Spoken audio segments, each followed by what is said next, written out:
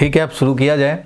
तो thermal properties of matter में सबसे पहले क्या पढ़ना है भाई, तो हीट एनर्जी क्या होता है, हीट एनर्जी वो समझेंगे। और टेम्परेचर जो कि बताता है डिग्री ऑफ हॉटनेस, उसके बारे में देखेंगे थोड़ा। उसको मेजर करने के जो स्केल्स हैं उनमें रिलेशंस भी देखने हैं। फिर एक्सपेंशन ऑफ सॉलिड पढ़ने होते हैं। सॉलिड में एक्सपेंशन होता है, 3 तरह का हम लोग एक्सपेंशन समझते हैं, alpha, beta and gamma. Coefficient of linear expansion, areal expansion and volume expansion, बात की बात जब आएगा तो हम लोग देखेंगे। और कैलोरीमेट्री देखते हैं हम लोग, measurement of energy exchange and temperature change. तो ये सब कैलोरीमेट्री में हम लोग कैलकुलेशन करते हैं, जिसमें हम लोग पढ़ेंगे specific heat capacity, molar heat capacity, latent heat, ये सब हम लोग देखेंगे कैलोरीमेट्री में। ये अलग से इसमें टाइम लगेगा। फॉर एग्जाम्पल हीट एनर्जी का कॉन्सेप्ट हम लोग समझेंगे तो इसमें लगेगा 15 मिनट टाइम। टेम्परेचर और मेजरमेंट इसमें भी 30 मिनट्स टाइम लगेंगे भाई। एक्सपेंशन ऑफ सॉलिड में कम से कम 1.5 घंटे लगेंगे टाइम, 1 घंटे तो कम से कम लग ही जाएंगे। ठीक है, कैलोरीमेट्री 1 आवर समझो इसको। ठीक है भाई, और कैलोरीमेट्री पढ़ेंगे तो कैलोरीमेट्री में कम से कम 1 आवर लगेंगे। और हीट ट्रांसफ़र इसमें लगेंगे 3 आवर्स, क्योंकि इसमें बहुत सारे लॉज हैं, कंडक्शन है, कन्वेक्शन है, रेडिएशन है। रेडिएशन अकेले कम से कम इसको 2 घंटे लग जाएंगे, 2 आवर्स तो रेडिएशन में लग जाएंगे। क्यों भाई? क्योंकि इसमें बहुत सारे 4 लॉ हैं जो आपको जानने हैं। अब ये बात अलग है कि स्कूल वाले कुछ 3 लॉज से काम चला देते हैं, कुछ स्कूल वाले 2 ही लॉ करा देंगे, लेकिन 4 लॉज हैं वो जानने पड़ेंगे। सो ओवरऑल मीडियम लेंथ का ये चैप्टर है, ना तो बहुत बड़ा चैप्टर है ना बहुत छोटा चैप्टर है, तो ये मीडियम साइज़ का चैप्टर है। चलो भाई शुरू करते हैं हम लोग। हीट एनर्जी से शुरू करेंगे। ठीक है, सारा कॉन्सेप्ट डिस्कस करते चलेंगे, सब बेसिक क्लैरिटी के साथ करेंगे। ठीक है भाई, पहले हीट एनर्जी समझे। इसके बारे में भी बहुत सारे मिसकॉन्सेप्शन चलते हैं भाई। हीट एनर्जी, एनर्जी ही तो है। हाँ भाई एनर्जी तो है, लेकिन क्या है वो हम लोग देखेंगे। हीट एनर्जी किस एनर्जी को बोल रहे हैं वो हम लोग समझेंगे थोड़ी देर में। चलो देखते हैं, हम लोग स्टार्ट करते हैं। तो न्यू टॉपिक स्टार्ट करें, हीट एनर्जी लिखते हैं भाई। तो नेक्स्ट टॉपिक लिखो हीट एनर्जी। तो देखो भैया हीट एनर्जी क्या है। एनर्जी तो है बट ये ट्रांजिट का एनर्जी है। मतलब समझो इसमें मिसकॉन्सेप्शन क्या है। बोला जाता है heat energy of a body. मान लो एक सॉलिड है ए, दूसरा सॉलिड है बी मान लो, तो heat energy in a body, fact लिख रहा हूं मैं। Heat energy in a body और of a body, heat energy in a body और of a body is meaningless. सबसे पहले तो ये मिसकंसेप्शन को हटाया जाए कि हीट एनर्जी किसी बॉडी में होता है या किसी बॉडी का होता है। Heat energy in a body और ऑफ ए बॉडी नहीं होता है, वो मीनिंगलेस बात है। किसी बॉडी में हीट एनर्जी नहीं होता है। सबसे पहले तो ये आपको हजम करने पड़ेंगे, क्योंकि ये कॉमन मिसकंसेप्शन है। अरे इसमें से हीट एनर्जी उसमें चला गया। अरे हीट एनर्जी नहीं जाता है, हीट एनर्जी किसी बॉडी में होता नहीं है। क्या है हीट एनर्जी अभी समझेंगे, बट आप ये तो समझो कि किसी बॉडी में हीट एनर्जी नहीं होता है। नंबर 1 बात। डिटेल और जानना हो हमारे डिस्कशन के बाद, और जानना चाहते हैं, आपको लगता है कि नहीं मैं और इन्फॉर्मेशन लूँ इसमें, तो आप एससी वर्मा में पढ़ना, एससी वर्मा में पढ़ो। तो मैं एक पेज पूरा डिस्क्राइब करने के बाद जो कंक्लूजन जो लिखा गया एससी वर्मा में, या जो होता है वो ये है कि किसी बॉडी में हीट एनर्जी नहीं होता, किसी बॉडी का हीट एनर्जी नहीं होता है। तो होता क्या है भाई, कौन सा हीट एनर्जी होता है, तो बता रहा हूं और लिखूंगा अभी। तो सेंटेंस तुम भी लिख लो, मैं एक और सेंटेंस लिख रहा हूं। Heat is energy in transit, energy in transit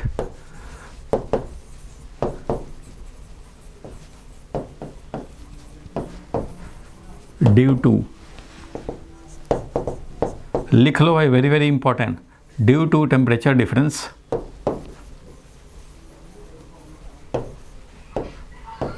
between 2 bodies in contact. भाई अपना माइक को ऑफ रखेंगे, जब पूछना हो तभी माइक को ऑन करेंगे। Temperature difference between the two bodies in contact, ये है हीट एनर्जी। अब इसको समझने में जो आपको परेशानी हो कोई बात नहीं है, लेकिन heat is energy in transit. Transit का मतलब है जो ट्रांसफर होता हुआ मोड में, अभी मैं इसको डिस्क्राइब करूंगा। Due to temperature difference between the two bodies in contact, ये है हीट एनर्जी। किसी बॉडी में हीट एनर्जी नहीं होता है, heat is energy in transit. अब जरा समझो, इस बात को समझने का कोशिश करते हैं भाई, ठीक है। एक बॉडी ए है, टेम्परेचर T1 है, सब लोग अब ध्यान देंगे, लिखना छोड़ देंगे। एक बॉडी है एट टेम्परेचर T1, मान लो कुछ है 25 डिग्री सेल्सियस मान लो। तो ये बॉडी ए जो कि 25 डिग्री सेल्सियस पे है, इसको बॉडी बी के साथ कांटेक्ट में लाया गया, और बॉडी बी का टेम्परेचर जो T2 है मान लो वो 15 डिग्री सेल्सियस है, और इसके कांटेक्ट में आया body A in contact with body B. भाई एक लार्जर टेम्परेचर पे है, एक हायर टेम्परेचर पे है, एक लोअर टेम्परेचर पे है, तो दोनों में टेम्परेचर डिफरेंस है और बॉडी कांटेक्ट में है। और अगर ये कंडक्टिंग नेचर का है तो कुछ कुछ एनर्जी ट्रांसफ़र होगा, कुछ एनर्जी जो है इस तरह से ट्रांसफ़र होंगे। कैसे ट्रांसफ़र होंगे वो भी मैं बताऊंगा अभी, कैसे ट्रांसफ़र हो रहे हैं, क्यों ट्रांसफ़र हो रहे हैं। इतना तो आपको पता है कि कोई बॉडी मान लो ये है और कोई बॉडी आकर के इसको कोलाइड करे तो ये अपना कुछ एनर्जी इसको दे देगा।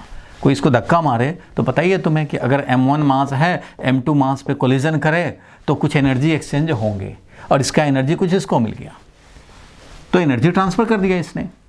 अगर ये इक्वल मास का होता है तो कोलिजन में पड़ा होगा, अगर तो इक्वल मास का होता है तो पूरा का पूरा एनर्जी ट्रांसफ़र कर लेता है। कोई बात नहीं है, through collision some energy is transferred. इधर वाला ज़्यादा कोलाइड कर दिया तो इधर से इधर ट्रांसफर, इधर वाला कोलाइड कर गया उधर ट्रांसफर हो जाएगा। होता क्या है, अब जरा माइक्रोस्कोपिक व्यू थोड़ा सा देखें, समझने की कोशिश करें, क्योंकि ऑब्जेक्टिव क्वेश्चन, कॉन्सेप्चुअल क्वेश्चन पूछा जा सकता है इसमें। वो ध्यान देना, जो जो बात बोलेंगे ध्यान देंगे। इसमें बड़े सारे मॉलिक्यूल्स हैं, बिल्कुल हैं भाई, सॉलिड है बॉडी ए, तो इसमें बहुत सारे मॉलिक्यूल अपने अपने पॉइंट्स पे लोकेटेड हैं। इसमें भी बहुत सारे मॉलिक्यूल हैं, दोनों सॉलिड है भाई, ठीक है। तो ये लास्ट जो मॉलिक्यूल है, ये मॉलिक्यूल, ये मॉलिक्यूल, ये मॉलिक्यूल, इस तरह से समझो। अगर ये लास्ट मॉलिक्यूल हैं इसके, इसमें भी कुछ है मॉलिक्यूल्स भाई, इसमें भी तो मॉलिक्यूल्स हैं, ये मॉलिक्यूल्स हैं, ये मॉलिक्यूल्स हैं, ये मॉलिक्यूल्स हैं, इस तरह से मॉलिक्यूल्स हैं कॉन्टैक्ट में। तो ये एक को ग्रीन से दिखाया, एक को वाइट से दिखाया, मान लो मॉलिक्यूल्स ऐसे ऐसे हैं, ठीक है। अब कोई मॉलिक्यूल जो होता है वो करता क्या है, तो मॉलिक्यूल अपने पॉइंट पे फिक्स्ड होता है, अपने लोकेशन पे फिक्स्ड होता है, बट ये वाइब्रेट करता हुआ होता है। मतलब एक मॉलिक्यूल अपने, मान लो ये हमारा मॉलिक्यूल है, ये मॉलिक्यूल है, तो मॉलिक्यूल इस सॉलिड में अपने जगह पे फिक्स्ड है, लेकिन ये करता क्या है, फिक्स रह करके ऐसे ऐसे वाइब्रेट करता रहता है। अब आप लास्ट चैप्टर में 11th के लास्ट चैप्टर ऑसिलेशन में पढ़ेंगे कि ये ऑसिलेशन का एक एनर्जी होता है। तो कोई बात नहीं है, हर मॉलिक्यूल अपने अपने लोकेशन पे फिक्स रह करके, अब कोई इधर से इलेक्ट्रॉन जाए कोलाइड कर दे तो थोड़ा ऐसे ऐसे हो जाएगा भाई, फिर थोड़ा रुकने की कोशिश करेगा, इस तरह से वाइब्रेट होते रहते हैं। हर मॉलिक्यूल अपने अपने प्लेस पे रखे, केमिस्ट्री में भी पढ़ा होगा, तो ये वाइब्रेट करते रहते हैं। लोकेशन तो वही रहेगा बट ये वाइब्रेशन करते रहते हैं, और जितना ज़्यादा टेम्परेचर होगा उतना ज़्यादा एम्पलीट्यूड से वाइब्रेशन करते हैं, ध्यान देना। अच्छा देखो, इसको हजम करने के लिए मैं एक एग्जांपल बताता हूँ। एक है ये पेंडुलम, छोटा सा पेंडुलम, मोटा सा पेंडुलम, और ये इस तरह से हैंग किया हुआ है स्ट्रिंग से। अगर मैंने इसको 2 जूल का थप्पड़ लगाया, कोलिजन दिया, 2 जूल इसको एनर्जी फीड कर दिया, 2 जूल एनर्जी ले ले भाई, तो थप्पड़ मारा इसको, तो 2 जूल का एनर्जी लेकर के ये ऐसे ऐसे ऑसिलेट करेगा। ये जो मीन पोजीशन है इसका, जो मिडिल पोजीशन है, जो है जहाँ रेस्ट में था, उससे जो इधर इस तरह से मूव करता है, इसको हम बोलते हैं amplitude. Amplitude is maximum displacement from the mean position. मान लो ये मीन पोजीशन जहाँ पे रेस्ट में था, ये मीन पोजीशन, इससे मैक्सिमम डिस्प्लेसमेंट अगर इसका 2 सेंटीमीटर है, 2 सेंटीमीटर को बोलते हैं एम्पलीट्यूड ऑफ वाइब्रेशन। अगर इस बॉब को हमने थोड़ा सा मार दिया, 2 जूल का थप्पड़ लगा दिया, तो ये क्या करेगा, ऐसे ऐसे करेगा, ऐसे ऐसे करेगा, ठीक है, करेगा भाई। आपको अब दूसरा मैं एग्जांपल बोलूं कि भैया यही बॉब है, लेकिन इसको इस बार तुम 2 जूल का थप्पड़ नहीं लगा रहे हैं, इसको क्या कर रहे हो भाई, इसको तुम 10 जूल का थप्पड़ लगा रहे हो और जोर से लगाया। अरे भैया जोर से लगाओगे तो क्या होगा, ये ऐसे वाइब्रेट करना शुरू करेगा। जोर से लगाओगे तो भाई ज़्यादा एम्पलीट्यूड पे वाइब्रेट करेगा, तो जो एम्पलीट्यूड अब है वो एम्पलीट्यूड ज़्यादा होगा, ये आपको पता एक्सपीरियंस से भी है। अगर ये पेंडुलम है, थोड़ा सा ऐसे फोर्स लगाएंगे तो ये ऐसे ऐसे वाइब्रेट करेगा, बड़ा सा फोर्स लगाएंगे तो ऐसे ऐसे वाइब्रेट करेगा। Amplitude of vibration will increase, amplitude of vibration increase होगा, ये ऐसे ऐसे वाइब्रेट करेगा, कभी इधर जाएगा इधर जाएगा इधर जाएगा इधर जाएगा, ऐसे ऐसे करेगा। और ये तो इतने ही में करेगा, इतने ही में करेगा। इसलिए एम्पलीट्यूड ऑफ वाइब्रेशन, ज़्यादा एनर्जी ज़्यादा एम्पलीट्यूड, ध्यान देना, ज़्यादा एनर्जी ज़्यादा एम्पलीट्यूड। कम एनर्जी दोगे कम एम्पलीट्यूड पे वाइब्रेट करेगा, ज़्यादा एनर्जी दोगे ज़्यादा एम्पलीट्यूड पे वाइब्रेट करेगा। इट मीन्स ये कम एनर्जी रख रहा है और ये ज़्यादा एनर्जी रख रहा है। ये कम एनर्जी लिया हुआ है क्योंकि इसको फीड ही किया गया था कम एनर्जी, इसको ज़्यादा फीड किया गया था ज़्यादा एनर्जी। ये एनर्जी जब हम लोग पढ़ेंगे ऑसिलेशन में तो समझ में आएगा कि ये जो टोटल एनर्जी इसमें रहता है वो होता है 12 m ओमेगा स्क्वायर ए स्क्वायर। ये सब जो है ना 12 m ओमेगा, ये क्या है वो बात की बात, फिलहाल के लिए ये कांस्टेंट है। फिलहाल के लिए ये क्या है भाई, तो ये कांस्टेंट है। तो टोटल एनर्जी जो होता है वाइब्रेटिंग सिस्टम का, ऑसिलेटिंग सिस्टम का, वो होता है कांस्टेंट टाइम्स एम्पलीट्यूड स्क्वायर। ज़्यादा एनर्जी ज़्यादा एम्पलीट्यूड, कम एनर्जी कम एम्पलीट्यूड, क्योंकि ये रहने हैं कांस्टेंट, ये चेंज नहीं होता। सो जितना ज़्यादा एनर्जी दोगे उतना ज़्यादा एम्पलीट्यूड। अच्छा भाई, तो एटम भी अपने लोकेशन पे रह करके, मॉलिक्यूल भी अपने लोकेशन पे रह के वाइब्रेट कर रहा है। कम एनर्जी होगा, इसका टेम्परेचर कम है, मान लो 25 डिग्री सेल्सियस है, तो ऐसे ऐसे वाइब्रेट कर रहा है। अब इसका 100 डिग्री सेल्सियस कर दोगे तो ऐसे ऐसे वाइब्रेट करेगा, ज़्यादा एम्पलीट्यूड पे वाइब्रेट करेगा। कोई इधर से मार दिया ऐसे वाइब्रेट करेगा, इधर से मार दिया तो ऐसे ऐसे वाइब्रेट करेगा। इट मीन्स जितना ज़्यादा एनर्जी होगा, और टेम्परेचर ज़्यादा होने का मतलब क्या है, ज़्यादा एनर्जी होना। फिर से समझो, अगर ये 25 डिग्री सेल्सियस है, इसको 60 डिग्री सेल्सियस करने के लिए हमें क्या करना पड़ेगा, एनर्जी देना होगा। इसको बर्नर पे रखने पड़ेंगे, ये एनर्जी देना होगा। एनर्जी दोगे तो ये 25 से 60 डिग्री सेल्सियस होगा, 70 डिग्री सेल्सियस होगा। एनर्जी देने तो पड़ रहे हैं, और दे रहा है तो कहाँ ले रहा है, लेगा कहाँ ये, तो इसके मॉलिक्यूल्स का जो वाइब्रेशन का एम्पलीट्यूड है वो बढ़ जाएगा। जब कम टेम्परेचर पे था, मान लो 25 डिग्री सेल्सियस पे ये है, तो 65 डिग्री सेल्सियस पे ये है वाइब्रेशन, क्योंकि एनर्जी इसने लिया, आपने एनर्जी दिया, इसने एनर्जी लिया तो कहाँ रखेगा भाई, मॉलिक्यूल्स को ही तो एनर्जी मिलेंगे। वो मॉलिक्यूल कहाँ रखेंगे, वो वाइब्रेट कर रहे हैं उसी में रखेंगे। मॉलिक्यूल के पास पॉकेट थोड़ी है, पॉकेट यही है कि वो ज़्यादा एम्पलीट्यूड से वाइब्रेट करेगा। सो जो कम टेम्परेचर पे हैं वो छोटे एम्पलीट्यूड से वाइब्रेट करेंगे, जो बड़े टेम्परेचर पे होंगे, हायर टेम्परेचर पे होंगे, वो ज़्यादा एम्पलीट्यूड से वाइब्रेट करेंगे, क्योंकि उनको ज़्यादा एनर्जी पोजेस करने हैं। सिंपल सी बात, ये एक्सपेरिमेंटली समझ में आया कि कम एनर्जी कोई रखता है वाइब्रेटिंग सिस्टम तो कम एम्पलीट्यूड, ज़्यादा एनर्जी ज़्यादा एम्पलीट्यूड। और ज़्यादा एनर्जी कब होगा, जब इसको एनर्जी देंगे तो इसका टेम्परेचर भी राइज होगा और ये एम्पलीट्यूड ऑफ वाइब्रेशन बढ़ेगा। ज़्यादा एनर्जी दिए, एनर्जी सप्लाई किए या धूप में रख दिया, आयरन का बॉल था, एक तो रूम में रखा, फिर जाके उसको सन में रख दिया छत पे, तो वो ज़्यादा एनर्जी लिया, तो फिर वो उसका टेम्परेचर राइज हो जाता है। सबको पता है भाई टेम्परेचर राइज हो जाता है, तो उसमें क्या होगा, मॉलिक्यूल अपने प्लेस पे रख के, अपने लोकेशन पे रख के ज़्यादा एम्पलीट्यूड से वाइब्रेट करेंगे। यहाँ से ये बात समझ के रहना कि total energy is proportional to amplitude square. ये बात ध्यान रखना, किसी भी सॉलिड के लिए ये वैलिड है। चलो, ये थोड़ा मैं बैकग्राउंड में बता दिया कि आपको समझ में आने में कोई परेशानी ना हो। अदरवाइज़ क्या होगा, स्कूल वाले ज़रूरी नहीं कि ये बात डिस्कस करें। फिलहाल अब हम लोग चलते हैं इस बात पे कि एक बॉडी जो 25 डिग्री सेल्सियस पे, दूसरा 15 डिग्री सेल्सियस पे, दोनों कांटेक्ट में लाए। कांटेक्ट में लाएंगे तो क्या होगा, ये 15 पे है, ये 25 पे है, तो इसका एम्पलीट्यूड ऑफ वाइब्रेशन ये है, तो इसका एम्पलीट्यूड ऑफ वाइब्रेशन कैसा होगा, थोड़ा कम होगा। इसका एम्पलीट्यूड ऑफ वाइब्रेशन ज़्यादा होगा, और ये थोड़ा कम एम्पलीट्यूड से वाइब्रेट करेगा। क्यों भैया, क्योंकि ये 15 डिग्री सेल्सियस पे, ये 25, ये ज़्यादा एनर्जी रखा हुआ है। पहले इसका भी यही हाल था, ये भी छोटे छोटे एम्पलीट्यूड से वाइब्रेट कर रहा था, लेकिन इसको ज़्यादा एनर्जी मिला, टेम्परेचर राइज हुआ और इसके मॉलिक्यूल ज़्यादा एम्पलीट्यूड पे वाइब्रेट करने लग गए। ठीक है भैया, अब क्या होगा, जब कांटेक्ट में लाओगे तो ये छोटे एम्पलीट्यूड पे वाइब्रेट करने वाला है और ये बड़े एम्पलीट्यूड पे वाइब्रेट करने वाला है। तो जब ये मान लो यहाँ पे ऐसे है इधर वाला, और इधर वाला अगर कोलिजन कर दे, ये मान लो रेस्ट में हो अभी, और ये वाला आके उसको कोलाइड कर दे, तो इसको कुछ एनर्जी ट्रांसफ़र करेगा, और ये रेस्ट में हो, इधर वाला आके इसको कोलाइड कर दे, इधर वाला कोलाइड कर दे, क्योंकि वाइब्रेट कर रहा है तो आसपास में आएगा तो उस पर मार सकता है, कोलिजन हो सकता है भाई। तो ये जब इसको कोलिजन करेगा, इसके बाउंड्री लाइन के मॉलिक्यूल जो इंटरफेस पे हैं, interface means common boundary, interface means common boundary, इधर वाले मॉलिक्यूल जो ऐसे ऐसे वाइब्रेट कर रहे हैं, ये जब इसको कोलिजन करेंगे तो समझो 2 जूल एनर्जी ट्रांसफ़र कर रहे हैं। ठीक है भाई, जैसे ही एक मॉलिक्यूल कोलाइड किया समझो 2 जूल दे दिया। अच्छा, तो इधर के मॉलिक्यूल तो ज़्यादा एनर्जी से वाइब्रेट कर रहे हैं, इधर वाले ज़्यादा एम्पलीट्यूड पे वाइब्रेट कर रहे हैं, ये अगर इसको मारा तो इसको 3 जूल दे देगा, ट्रांसफ़र कर देगा। एक कोलिजन हुआ तो 3 जूल दे दिया, इसने एक कोलिजन मारा तो इधर 2 जूल दे दिया। इफेक्टिवली क्या हुआ, बहुत सारे मॉलिक्यूल्स हैं कोलिजन कर रहे हैं, ये भी इससे कोलाइड कर रहा है, ये भी इससे कोलाइड कर रहा है, सब एक दूसरे से कोलाइड कर रहे हैं भाई, कोलिजन हो रहे हैं, कंटिन्यूअसली हो रहे हैं। तो कुछ इधर से ट्रांसफर हो रहा है, कुछ इधर से। अब बताओ नेट एनर्जी किधर ट्रांसफर होगा, ये वाला मान लो 10 कोलिजन किया 20 जूल ट्रांसफर किया, ये 10 कोलिजन किया तो ये 30 जूल ट्रांसफर किया। तो नेट एनर्जी ट्रांसफर किधर से होगा, तो नेट एनर्जी ट्रांसफर होगा इस डायरेक्शन में। क्यों भाई, क्योंकि इधर वाला ज़्यादा एनर्जेटिक थे, ज़्यादा एम्पलीट्यूड वाले थे, ये इफेक्टिवली ज़्यादा एनर्जी ट्रांसफ़र करेंगे, ये कोलिजन करेंगे, ये भी ट्रांसफ़र करेंगे, लेकिन ये कम अमाउंट में ट्रांसफ़र करेंगे। ये 20 जूल पर सेकंड कर रहे हैं तो ये 30 जूल पर सेकंड कर रहे हैं। तो नेट एनर्जी ट्रांसफ़र ऐसा हो रहा है। नेट एनर्जी ट्रांसफ़र का डायरेक्शन ये है, higher temperature to lower temperature.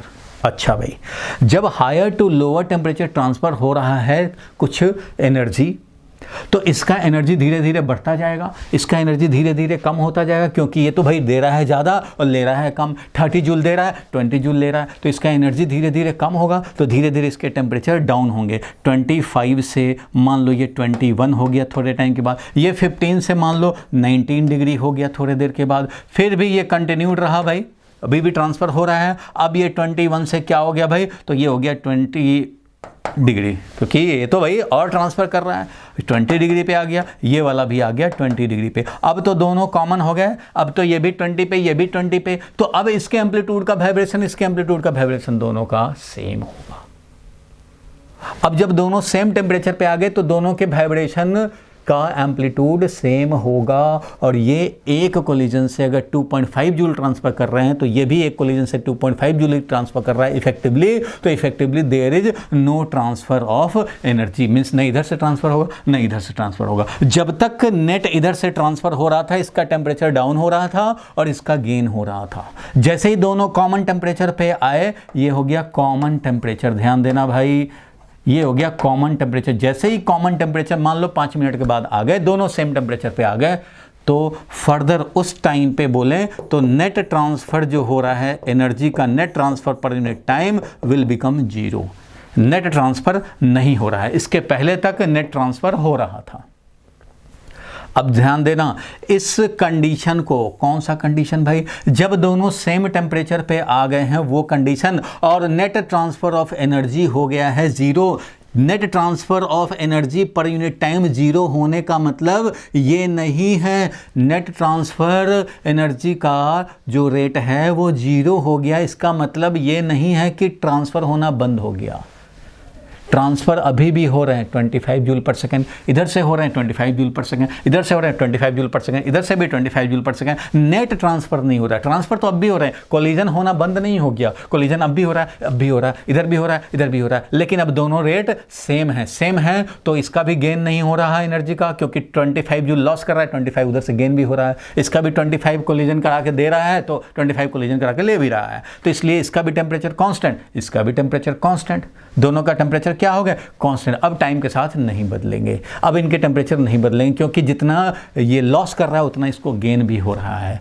पहले क्या था, जब टेम्परेचर डिफरेंस था तो इसका जितना लॉस होता था गेन कम होता था, 30 देता था 20 लेता था, तो पहले इक्विलिब्रियम में नहीं था, अभी ये इसको बोलते हैं इक्विलिब्रियम। इस इक्विलिब्रियम का नाम है, ये डायनेमिक इक्विलिब्रियम है। डायनेमिक इक्विलिब्रियम क्यों बोल रहे हैं, क्योंकि अभी भी मोशन है, मीन्स एनर्जी ट्रांसफ़र है, बट नेट इज़ 0, क्योंकि ट्रांसफ़र रेट अब सेम है। ए से बी जाने का रेट, बी से ए जाने का रेट, दोनों सेम है, तो इसको डायनेमिक इक्विलिब्रियम, और ज़्यादा इसको हम लोग जानते हैं, कॉमन इसका ज़्यादा जो नेम फेमस है वो है थर्मल इक्विलिब्रियम।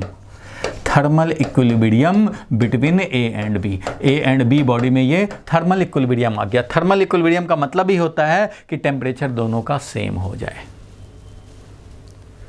मीन्स जब भी दो बॉडी कांटेक्ट में लाते हैं तो जिसका भी हायर टेम्परेचर होगा उससे लोअर टेम्परेचर की तरफ नेट एनर्जी ट्रांसफ़र होता रहता है। इसका इधर जो ट्रांसफ़र होने का रेट है उससे ये ज़्यादा है और नेट ट्रांसफ़र होता रहता है। कब तक नेट ट्रांसफ़र इधर होता रहेगा भाई? जब तक इसका टेम्परेचर और इसका टेम्परेचर दोनों सेम ना हो जाए। जैसे ही सेम आएगा उसको बोलेंगे थर्मल इक्विलिब्रियम स्टेब्लिश हो गया। और थर्मल इक्विलिब्रियम स्टेब्लिश होने का मतलब सीधा है कि दोनों के टेम्परेचर सेम हो चुके हैं, नेट एनर्जी ट्रांसफ़र का रेट 0 है, बट एनर्जी ट्रांसफ़र अभी भी कंटिन्यूसली बोथ वेज हो रहे हैं।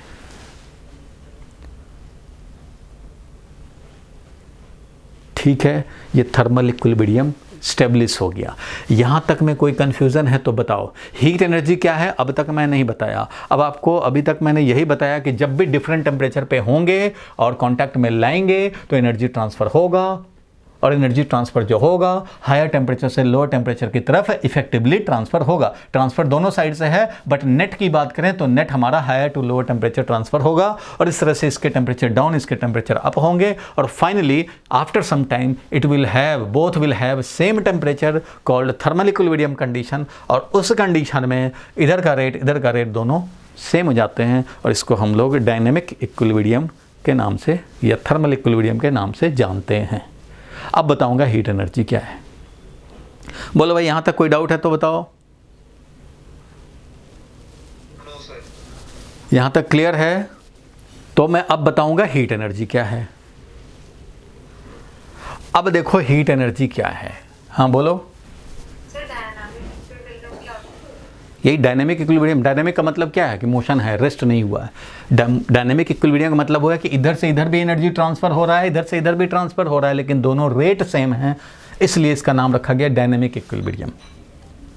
इक्विलिब्रियम तो है, बट यहाँ अभी भी एनर्जी ट्रांसफर हो रहे हैं, बट नेट ट्रांसफर इज 0, इसलिए इसका नाम डायनेमिक इक्विलिब्रियम रखा गया, थर्मल इक्विलिब्रियम रखा गया। थर्मल इक्विलिब्रियम मतलब दोनों का टेम्परेचर सेम हो चुका है। ठीक है भाई। अब देखेंगे, मैंने बताया एक सेंटेंस की हीट एनर्जी इन ट्रांजिट, ये क्या है ये जरा समझें। तो देखो भाई, जब इन दोनों का टेम्परेचर डिफरेंस था, जब टेम्परेचर डिफरेंस था,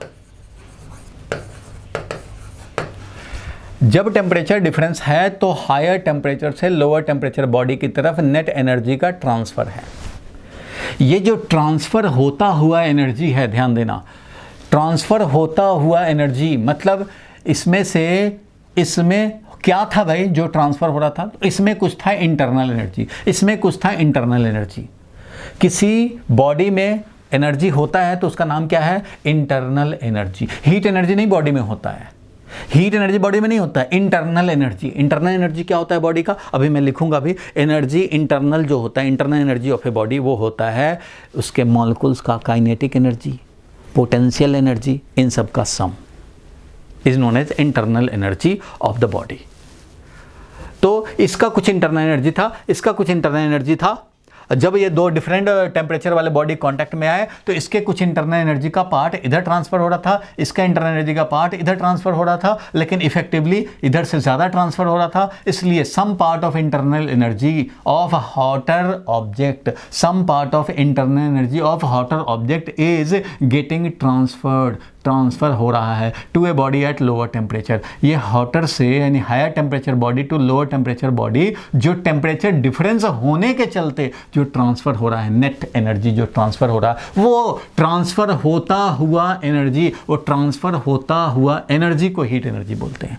वो ट्रांसफरिंग मोड में जो एनर्जी है, इंटरनल एनर्जी का पार्ट, इसके इंटरनल एनर्जी का पार्ट जो ट्रांसफरिंग कंडीशन में है, ट्रांसफरिंग मोड में है, और ये दोनों में टेम्परेचर डिफरेंस एग्जिस्ट कर रहा है।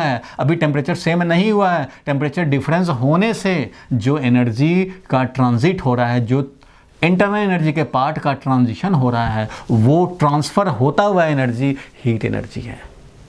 इसलिए heat energy, heat is energy in transit, that is being transferred, जो ट्रांसफ़र हो रहा है due to temperature difference between two bodies in contact. Contact में जो दो बॉडी हैं उनके बीच में जो एनर्जी ट्रांसफ़र हो रहा है वो क्या है भाई? तो heat is energy in transit. तो ये एनर्जी इन ट्रांजिट जो है वो कौन सा है? तो पार्ट ऑफ इंटरनल एनर्जी। इसको हम बोल सकते हैं हीट इज, यहाँ पे मैं चाहूँ तो और एक्सप्लेन करने के लिए ये लिख सकता हूँ कि heat is part of internal energy. ठीक है, part of internal energy in transit, ऐसा बोल सकते हैं। Part of internal energy in transit, ऐसा लिख सकते हैं, part of internal energy in transit. तो किसी बॉडी में अगर कोई एनर्जी होता है तो वो हीट एनर्जी नहीं होता। Heat in a body, heat energy in a body और heat of a body is meaningless. मैंने इसलिए लिखवाया क्योंकि भैया ये होता ही नहीं है, किसी बॉडी में हीट एनर्जी नहीं होता है, बॉडी में होता है internal energy. Energy possessed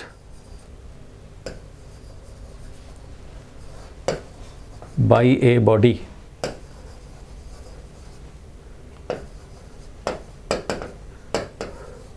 by virtue of its temperature, अपने टेम्परेचर के चलते is called internal energy.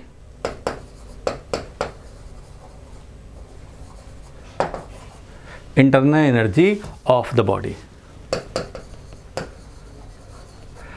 Her body में इंटरनल एनर्जी होता है भैया।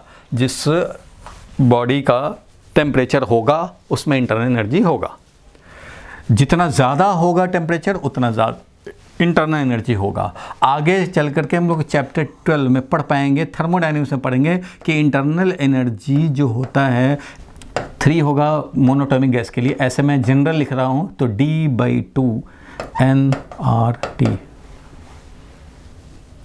यानी कि इसको कुछ लोग ऐसे भी याद रखते हैं ND/2 RT। अब ये क्या हुआ वो ज़रा समझें, इसका डेरिवेशन हम लोगों को देखने हैं आगे नेक्स्ट चैप्टर में। फिलहाल ये है कि इंटरनल एनर्जी किसी बॉडी का क्या होता है, D/2 nRT। n क्या है? तो नंबर ऑफ मोल। भैया जो भी सॉलिड है, लिक्विड है, गैस है, कुछ मोल्स है ना, कुछ मोल अमाउंट है, तो वो नंबर ऑफ मोल्स कितना है, नंबर ऑफ मोल्स। R है यूनिवर्सल गैस कांस्टेंट, T है एब्सोल्यूट टेम्परेचर मतलब केल्विन में टेम्परेचर, और D है डिग्री ऑफ फ्रीडम। D क्या है? Degree of freedom of the body के जिस जो मॉलिक्यूल है उसके डिग्री ऑफ फ्रीडम है। तो खैर अभी ये बात आप नहीं समझेंगे, ये थर्मोडायनेमिक्स में समझेंगे, अभी नहीं समझ पाएंगे। लेकिन अभी आप ये जरूर समझ सकते हैं कि internal energy is directly proportional to temperature. Kinetic energy potential energy का सम को बोलते हैं इंटरनल एनर्जी, और ये क्या है? तो डायरेक्टली प्रोपोर्शनल टू टेम्परेचर। तो energy possessed by a body by virtue of its temperature is called internal energy of a body. और ये इंटरनल एनर्जी क्या हुआ तो मैं यहाँ लिख दे रहा हूँ, internal energy is equal to kinetic energy plus potential energy of all molecules. ठीक है, और ये कितना होता है? तो ये होता है ND/2 RT। मीन्स अभी के लिए आपको ध्यान रखना है कि internal energy is directly proportional to temperature. Greater temperature greater internal energy, कम टेम्परेचर कम इंटरनल एनर्जी। हॉटर ऑब्जेक्ट का इंटरनल एनर्जी का लॉस हो रहा था, हॉटर ऑब्जेक्ट जब एनर्जी ट्रांसफ़र कर रहा था तो उसके इंटरनल एनर्जी का लॉस हो रहा था। ये जब एनर्जी ट्रांसफ़र कर रहा है तो इसका इंटरनल एनर्जी लॉस हो रहा है, तभी तो इसका टेम्परेचर डाउन हो रहा है। क्यों? क्योंकि इंटरनल एनर्जी होता है डायरेक्टली प्रोपोर्शनल टू टेम्परेचर। ये कांस्टेंट कांस्टेंट कांस्टेंट सब कांस्टेंट रहेगा। So internal energy is directly proportional to temperature, ध्यान रखना।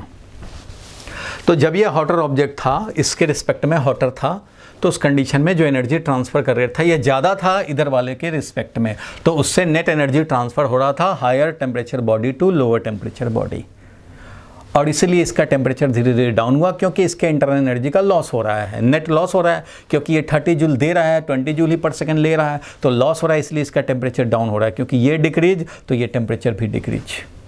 और इसका क्या था? तो इसमें नेट गेन हो रहा था, 20 दे रहा था 30 पर सेकंड ले रहा था, 20 दे रहा था 30 पर सेकंड ले रहा था, इसलिए इसका टेम्परेचर बढ़ता गया क्योंकि इसका इंटरनल एनर्जी बढ़ता गया। इसका इंटरनल एनर्जी में गेन हो रहा है इसलिए टेम्परेचर में गेन होगा, और जैसे ही दोनों सेम टेम्परेचर पे आ जाएगा दोनों का इंटरनल एनर्जी अब नेट कांस्टेंट हो जाएगा, ना इधर जाएगा ना इधर जाएगा। तो आपने अभी के डिस्कशन में ये समझा कि किसी बॉडी में हीट एनर्जी नहीं होता क्या है, internal energy.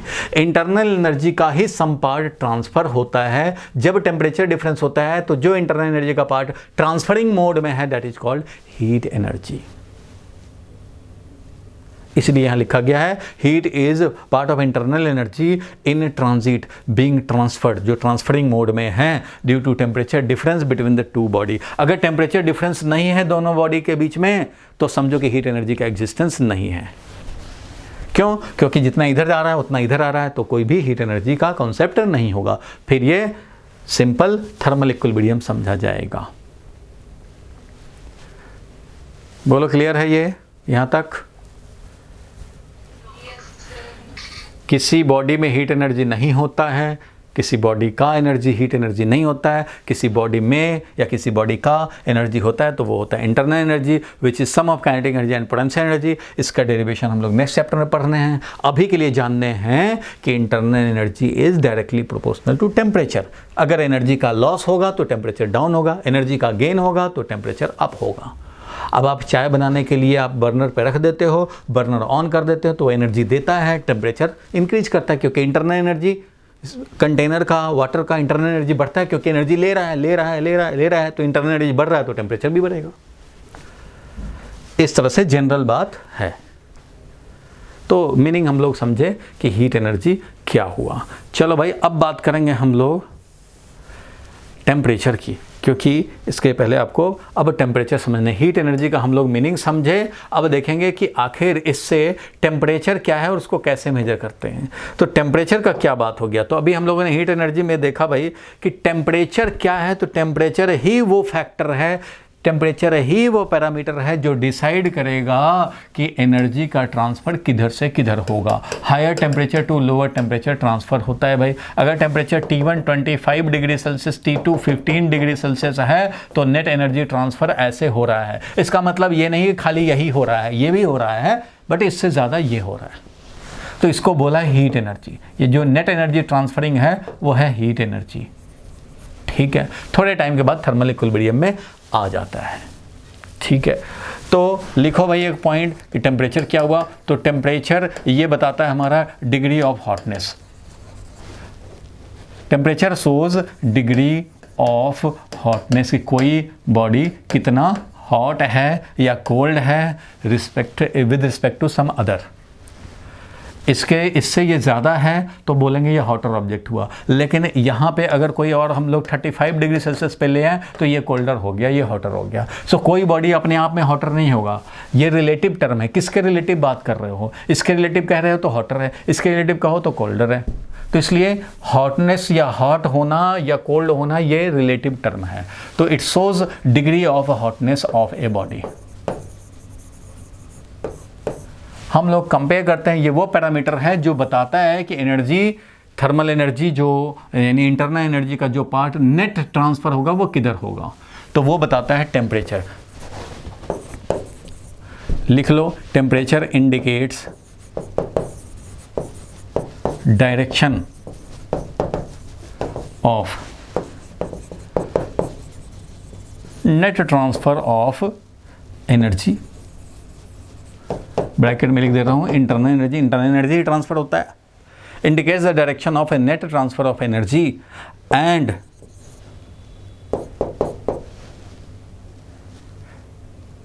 This transfer stops. This transfer मतलब क्या? नेट जो एनर्जी ट्रांसफर हो रहा है वो, ऐसा लिखें, stops when T1 dash is equal to T2 dash हो जाए। T1 T2 जो अलग अलग था, अब T1 डैश फाइनली और T2 डैश फाइनली ये जो दोनों सेम टेम्परेचर पे पहुंच गए, ये कॉमन टेम्परेचर आ गया और इसी को बोलते हो आप थर्मल इक्विलिब्रियम। ठीक है भाई। तो अब टेम्परेचर तो पता लग गया कि भाई यही वो पैरामीटर है जो डिसाइड करेगा कि कौन हॉट है कौन कोल्ड है, किधर से नेट एनर्जी का ट्रांसफ़र होगा और कब तक होगा। वो भी यही बताता है कि जैसे टेम्परेचर सेम हो जाए बंद हो गया, नेट ट्रांसफ़र बंद हो गया, नेट बंद हो गया, ट्रांसफ़र अब भी हो रहा है 25 इधर तो 25 इधर पर सेकंड। दोनों रेट सेम है, इसलिए तो डायनेमिक इक्विलिब्रियम बोला गया। ठीक है भाई, तो ये समझ में आया कि टेम्परेचर एक पैरामीटर है, एक पैरामीटर मतलब एक प्रॉपर्टी है, समझो अभी के लिए ये कि इस मोमेंट पे अभी ये टेम्परेचर है, ये टेम्परेचर है, तो अभी थर्मल एनर्जी का ट्रांसफर किधर होगा, अभी इंटरनल एनर्जी का नेट ट्रांसफर किधर होगा, और जैसे ही दोनों सेम हुआ ट्रांसफर नेट बंद। चलो आगे बढ़ते हैं कि टेम्परेचर को मेजर करने के लिए हम लोग थर्मोमीटर यूज करते हैं।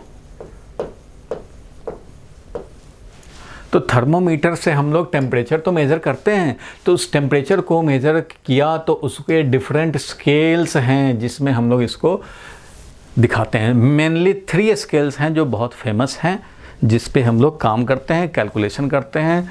सबसे पहला स्केल जो है वो केल्विन स्केल, ठीक है, उसके बाद है डिग्री सेल्सियस, उसके बाद है डिग्री फ़ारेनहाइट। सबसे ज़्यादा केल्विन चलता है भाई, ये ऐसा ही यूनिट भी है इसका टेम्परेचर का, और ये है डिग्री सेल्सियस, और ये है फ़ारेनहाइट। समझते हैं आप। अब देखो भाई इसमें क्या किया गया, अब ये जरा देखें। थर्मोमीटर यानी कि क्या मेजर करेगा, टेम्परेचर। थर्मोमीटर का 3 टाइप नहीं बता रहा हूं मैं, टेम्परेचर जो मेजर करते हैं उसका स्केल जो है वो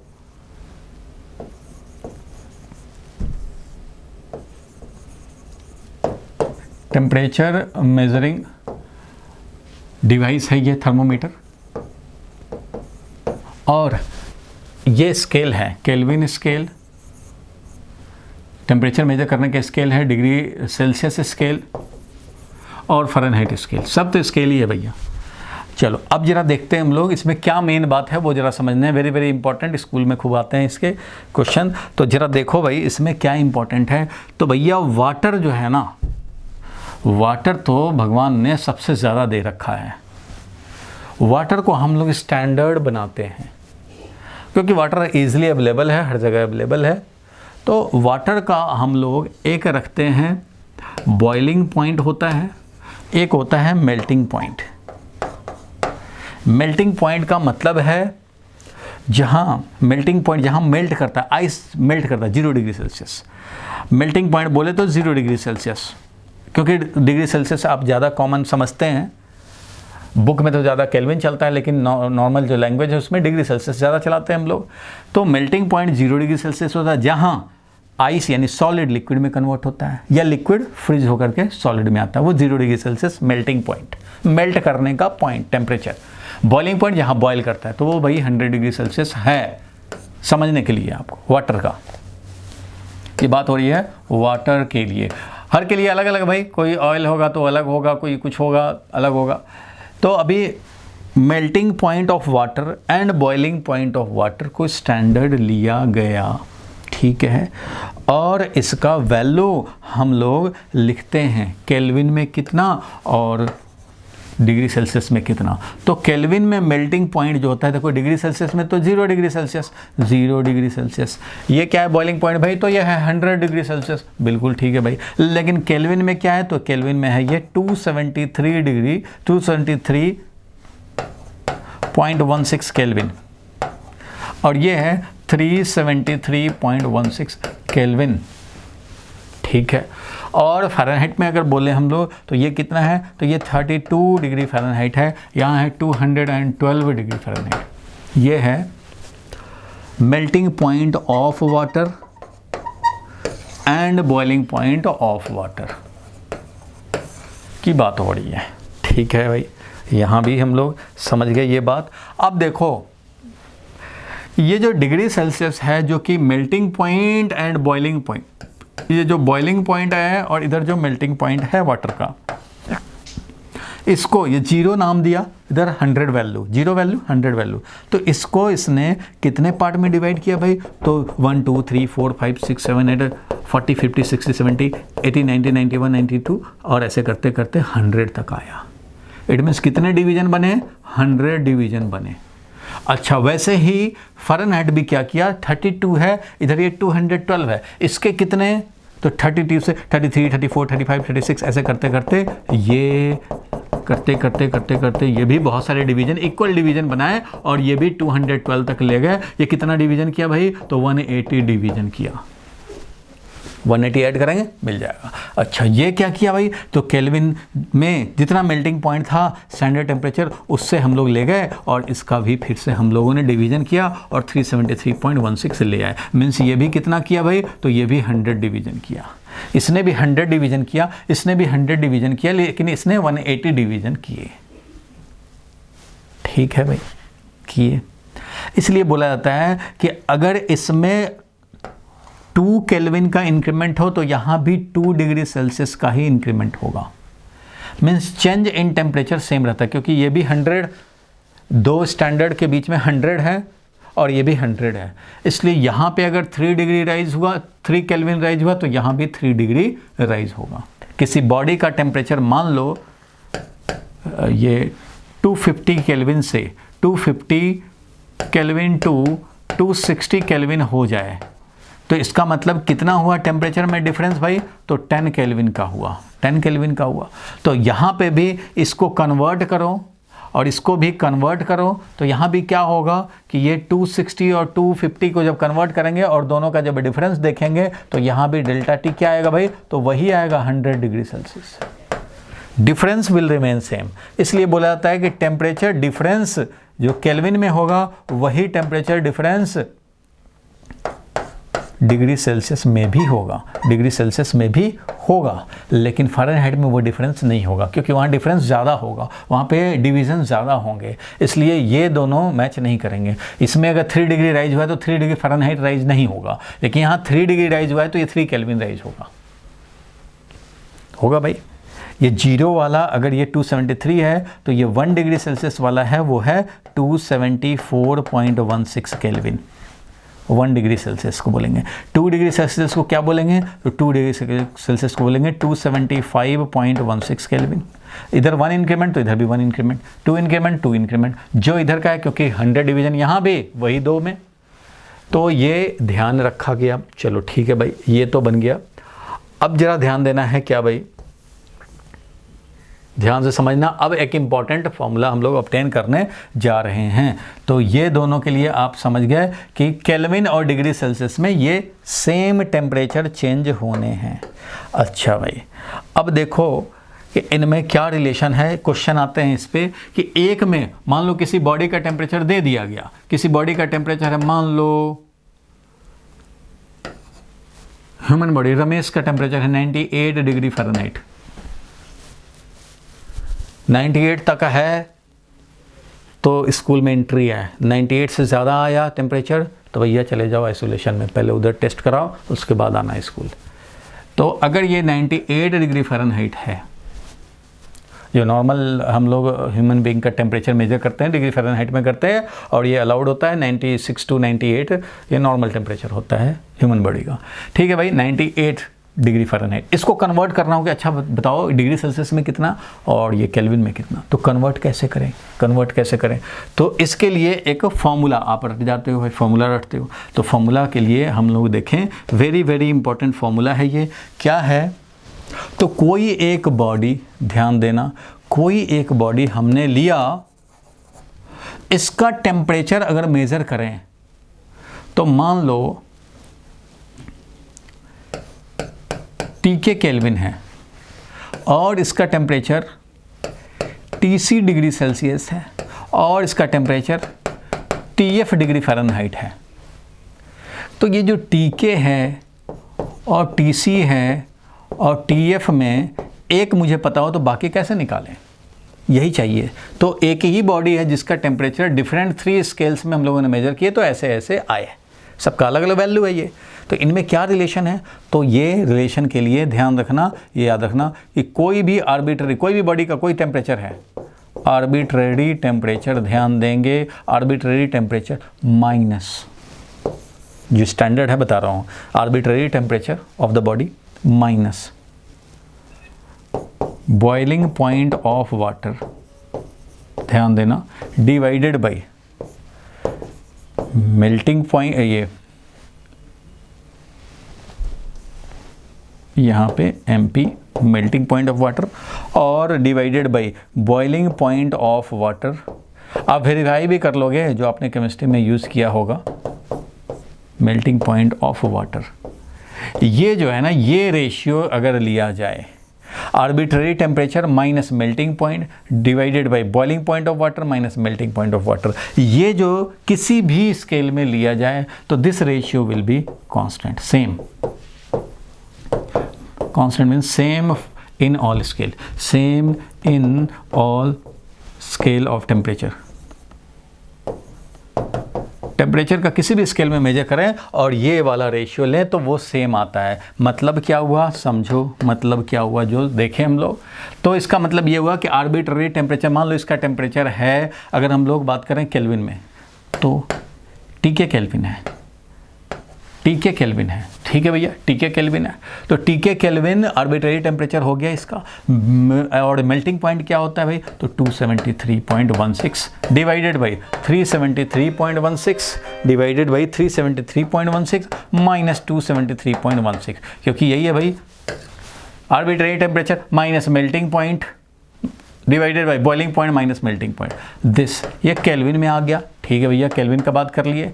अब अगर हम लोग बोले कि डिग्री सेल्सियस में क्या लिखेंगे, तो इसका जो टेम्परेचर अगर TC हुआ हुआ डिग्री सेल्सियस में तो -0 डिग्री सेल्सियस मेल्टिंग पॉइंट, और ये 100 डिग्री सेल्सियस -0, यही चीज़ डिग्री सेल्सियस में लिखा। ठीक है भाई, और यही चीज़ अब हम लोग फ़ारेनहाइट में लिखें तो आर्बिट्ररी टेम्परेचर जो बॉडी था उसका TF था माइनस कितना भाई, तो मेल्टिंग पॉइंट होता था इसका 32 divide by boiling point 212 minus 32। ठीक है भैया, ये हो गया डिग्री फ़ारेनहाइट में। मीन्स वही रेशियो, ये रेशियो हमने लिया किस में भाई, तो ये रेशियो लिया हमने एक बार केल्विन में, एक बार डिग्री सेल्सियस में, एक बार फ़ारेनहाइट में, तो ये सेम रहता है। तो याद करना है तो आप ये याद कर सकते हैं ये क्या हुआ और फाइनली क्या निकल के आया। एक पता हो तो दूसरा आराम से निकाल सकते हैं। कैसे, देखो भाई, TK माइनस 273.16 लोग छोड़ देते हैं, हर बार नहीं करते हैं यूज़, इतना ही यूज़ करते हैं, TC डिवाइडेड बाई 100, ठीक है, is equal to TF minus 32 divided by 180। तो ये है वो रिलेशन जो कि एक में पता हो तो दूसरा आप निकाल सकते हैं। ये जनरल फॉर्मूला बन गया। इस पे कुछ क्वेश्चंस भी देखेंगे। जनरल फार्मूला बन गया, ये एक में मेजर हो गया तो दूसरे में अपने आप निकाल लेंगे इससे। ठीक है, कैसे निकाल लेंगे, तो सपोज़ करो तुम्हें पता है, जो पता है तुम्हें वही मैं बताता हूँ। मान लो ये 10 डिग्री सेल्सियस है, तो बताओ ये केल्विन में कितना होगा, तो ये केल्विन में होगा 10 प्लस 273, याद होगा तुम्हें, यानी कि कितना हो गया 283 केल्विन। ये 10 डिग्री सेल्सियस का बॉडी को हम लोग बोलते हैं कि 283 केल्विन पे है। बोलो भाई, सब लोग जानते हैं। अगर ये 0 डिग्री सेल्सियस होता, अगर ये 0 डिग्री सेल्सियस होता तो बोलते तुम कि 273.16 केल्विन है ये, ऐसा बोलते हो भाई। 0 डिग्री सेल्सियस को ये बोलते हो, 10 डिग्री सेल्सियस को बोलते हो 283 केल्विन है। बिल्कुल ठीक बात है भाई, कोई एक बॉडी का इस तरह से। अब मैं ये कहना चाह रहा हूँ कि ये तो आप जानते हो, लेकिन ये फॉर्मूला से, तो देखो भाई फॉर्मूला से हम लोग देखते हैं कि क्या कर सकते हैं, इसमें फॉर्मूला का देखा जाए। ठीक है, देखो यहाँ पे डिग्री सेल्सियस है, यहाँ केल्विन है, यहाँ पे देखो हम लोग निकाल रहे हैं दोनों में रिलेशन, ये भी 100 है, ये भी 100 है, तो हम लोग बोलेंगे TK minus 273 divided by 100 is equal to TC divided by 100। तो क्या हो गया, 100 शहीद हो गया, क्या मिला भाई, तो TK minus 273 is equal to TC। ये है रिलेशन TK और TC में। अच्छा भाई, तो इसका मतलब केल्विन में निकालना हो तो 273 प्लस TC हो गया। बिल्कुल ठीक है भाई। तो अगर तुम्हारा 0 डिग्री सेल्सियस है तो वो केल्विन में क्या हो जाएगा भाई, तो 0 डिग्री सेल्सियस को 273 प्लस 0 करेंगे, डिग्री सेल्सियस वाला ये वैल्यू यहाँ डालेंगे तो मिल जाएगा 273 केल्विन, और अगर ये 10 है तो 283 मिल जाएगा। मीन्स ये रिलेशन तो आप खूब यूज़ किए हो भाई, केमिस्ट्री में भी यूज़ किए हो। जब भी आपको केल्विन से डिग्री सेल्सियस या डिग्री सेल्सियस से केल्विन में कन्वर्ट करना होता है, ये वाला फॉर्मूला तो आप पता है आपको कि जितना भी केल्विन में होगा और केल्विन में जो वैल्यू होगा वो हमारा डिग्री सेल्सियस से 273 ज़्यादा होगा, होता ही है। 0 degree Celsius means 273, 10 degree Celsius means 283, और अगर 20 हो गया तो 273 प्लस 20 करते हो, ये सब काम करते रहते हो। तो यहाँ से आया ये दोनों को हमने पकड़ लिया, इससे काम हो गया। अच्छा भाई, डिग्री सेल्सियस दे दिया, फ़ारेनहाइट में अगर कन्वर्ट करना है तो क्या करेंगे, इसको पकड़ लेंगे भाई, यहाँ से निकाल सकते हैं हम लोग। तो इसलिए फाइनली फॉर्मूला क्या बन गया, हम लोग अगर शॉर्टकट में करें तो ये याद रख सकते हो भाई, ये तो याद रह सकता है, arbitrary temperature minus boiling melting point divided by boiling minus melting point.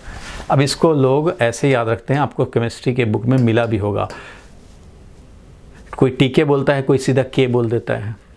-273 divided by, अगर ये हम लोग 20 से डिवाइड करें तो ये हो गया 5 is equal to TC divided by 5 is equal to TF -32 divided by 9, ये हो गया। तो ऐसे भी आप याद रख सकते हैं, जो भी हो ये याद रखना आसान है तो ये याद रखो, ये इजी है तो ये याद रखो, बात एक ही है। यही 5 कैंसिल होता है तो ये रिलेशन मिलता है, इन दोनों में भी आप चाहें तो निकाल सकते हैं। तो ये आप याद रखना है। कहाँ से आया, तो भैया यही है कि स्टैंडर्ड जो 2 टेम्परेचर होता है उसको हम लोग रेफरेंस बना लिए, तीनों में लिख लिए। अब होता क्या है कि कोई भी टेम्परेचर माइनस मेल्टिंग पॉइंट, कोई भी temperature minus melting point divided by कोई भी temperature minus melting point divided by boiling point minus melting point, ये रेशियो ले, इसमें ले, इसमें ले, इसमें ले, सब कांस्टेंट होना है। इसलिए हम लोगों ने सिंपल ये याद रख सकते हैं। ये याद रहा तो ठीक है, नहीं याद रहा तो ये वाला भी याद रख सकते हैं, कोई भी हो। तो ये जनरल रिलेशन आपको याद रखना है। बोलो भाई यहाँ तक ठीक है, तो मैं इस पर कुछ न्यूमेरिकल दिखा दूँ। बोलो क्लियर है यहाँ तक, बोलो। किसी को कोई डाउट है तो पूछ लें। और लोग टाइम पे आया करें भाई, जब क्लास स्टार्ट होता है तो उस समय कम बच्चे होते हैं, फिर बाद में धीरे धीरे बढ़ने लग जाते हैं, ये क्या मतलब हुआ। टाइम पे आया करो भाई, और जिसका जो छूटता है वो कवर किया करो, जल्दी जल्दी कवर नहीं करोगे सब बेकार हो जाएगा। चलो यहाँ तक हम लोग समझ गए कि जब भी टेम्परेचर कोई भी बॉडी का है, तीनों में से किसी भी स्केल में रिप्रेजेंट कर सकते हो, लेकिन एक में वैल्यू और दूसरे में वैल्यू और तीसरे में वैल्यू का ये रिलेशन है। चलो इसमें क्वेश्चन जो आता है वो जरा देखा जाए, एक बार क्वेश्चन देखा जाए। क्वेश्चन एक लिखेंगे, मान लो कोई बॉडी है, question, if a body have same value of temperature in degree Celsius and Fahrenheit, degree Fahrenheit, then what is this temperature? ये टेम्परेचर क्या है? What is the body of temperature, ऐसा बोल सकते हैं। What is the temperature of body? What is the value of temperature? ऐसा बोल देते हैं।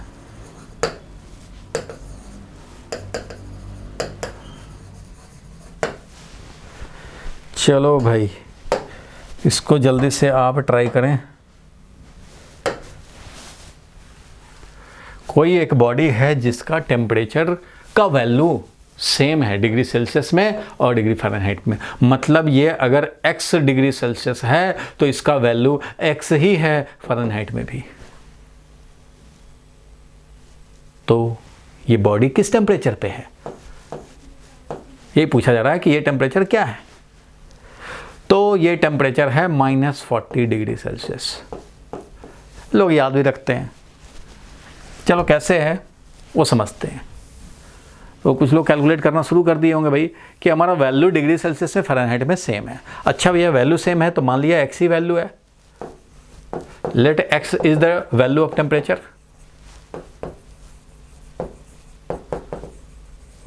तो अगर ये x है तो इसका मतलब कि x -0, जब डिग्री सेल्सियस में बोलते हैं तो ये बोलते हैं भाई, और ये 100 - 0 is equal to x Fahrenheit में है तो x -32 डिवाइडेड बाई 200, 12 - 32। अगर तुम्हें ये वाला रिलेशन याद है तो दोनों में वैल्यू x ही रखने हैं, क्योंकि क्वेश्चन कह रहा है कि ऐसा एक बॉडी है जिसका सेम वैल्यू ऑफ टेम्परेचर है, इसमें भी और इसमें भी, तो भैया है वो x, तो इसमें भी x वैल्यू, इसमें भी x वैल्यू।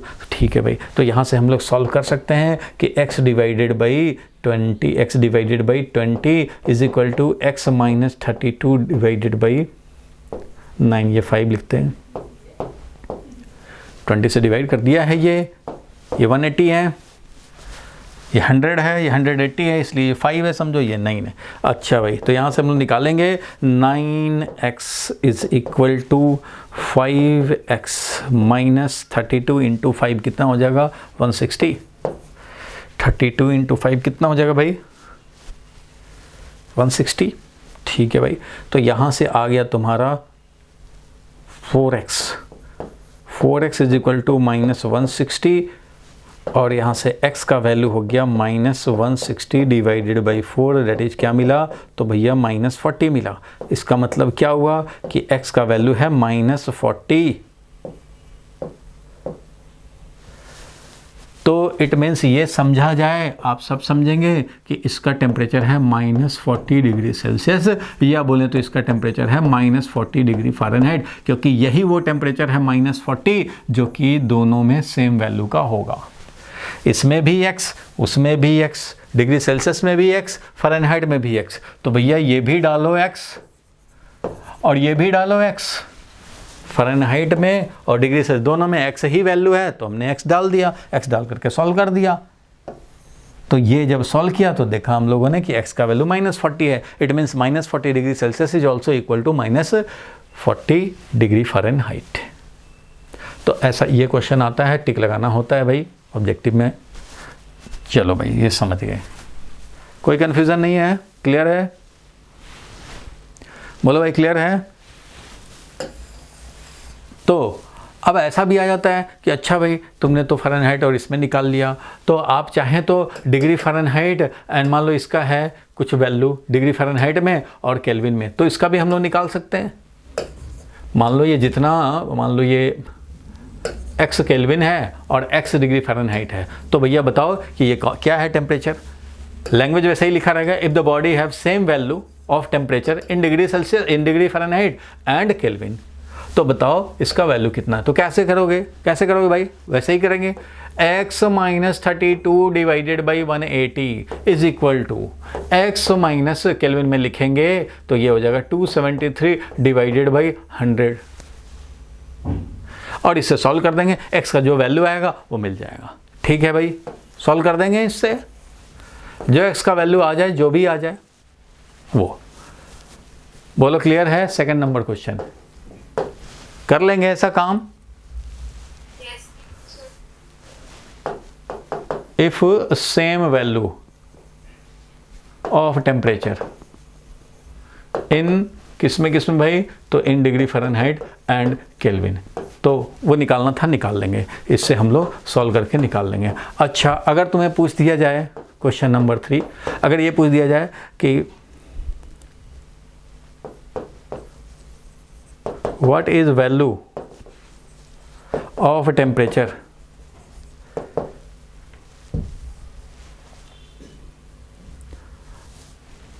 टेम्परेचर का क्या वैल्यू होगा। मान लो अगर ये किसी बॉडी का टेम्परेचर मैं अगर बोलूँ डिग्री सेल्सियस में एंड केल्विन में सेम हो, तो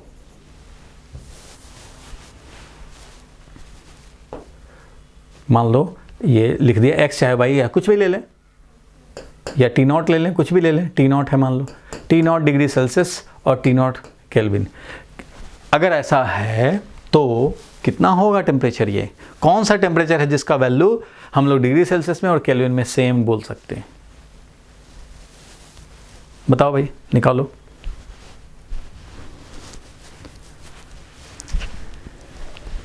सेम लॉजिक अप्लाई करो और जल्दी से काम करो।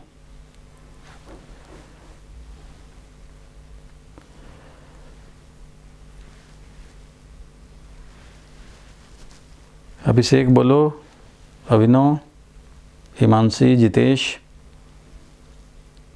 लक्षिता शर्मा कितना आया बताओ, नेहा, नुपुर, प्रज्ञा, प्रांजल बोलो भाई, पुनीत, समीर, कुछ आया वैल्यू? तो इसका आंसर है नो सच टेम्परेचर एग्जिस्ट।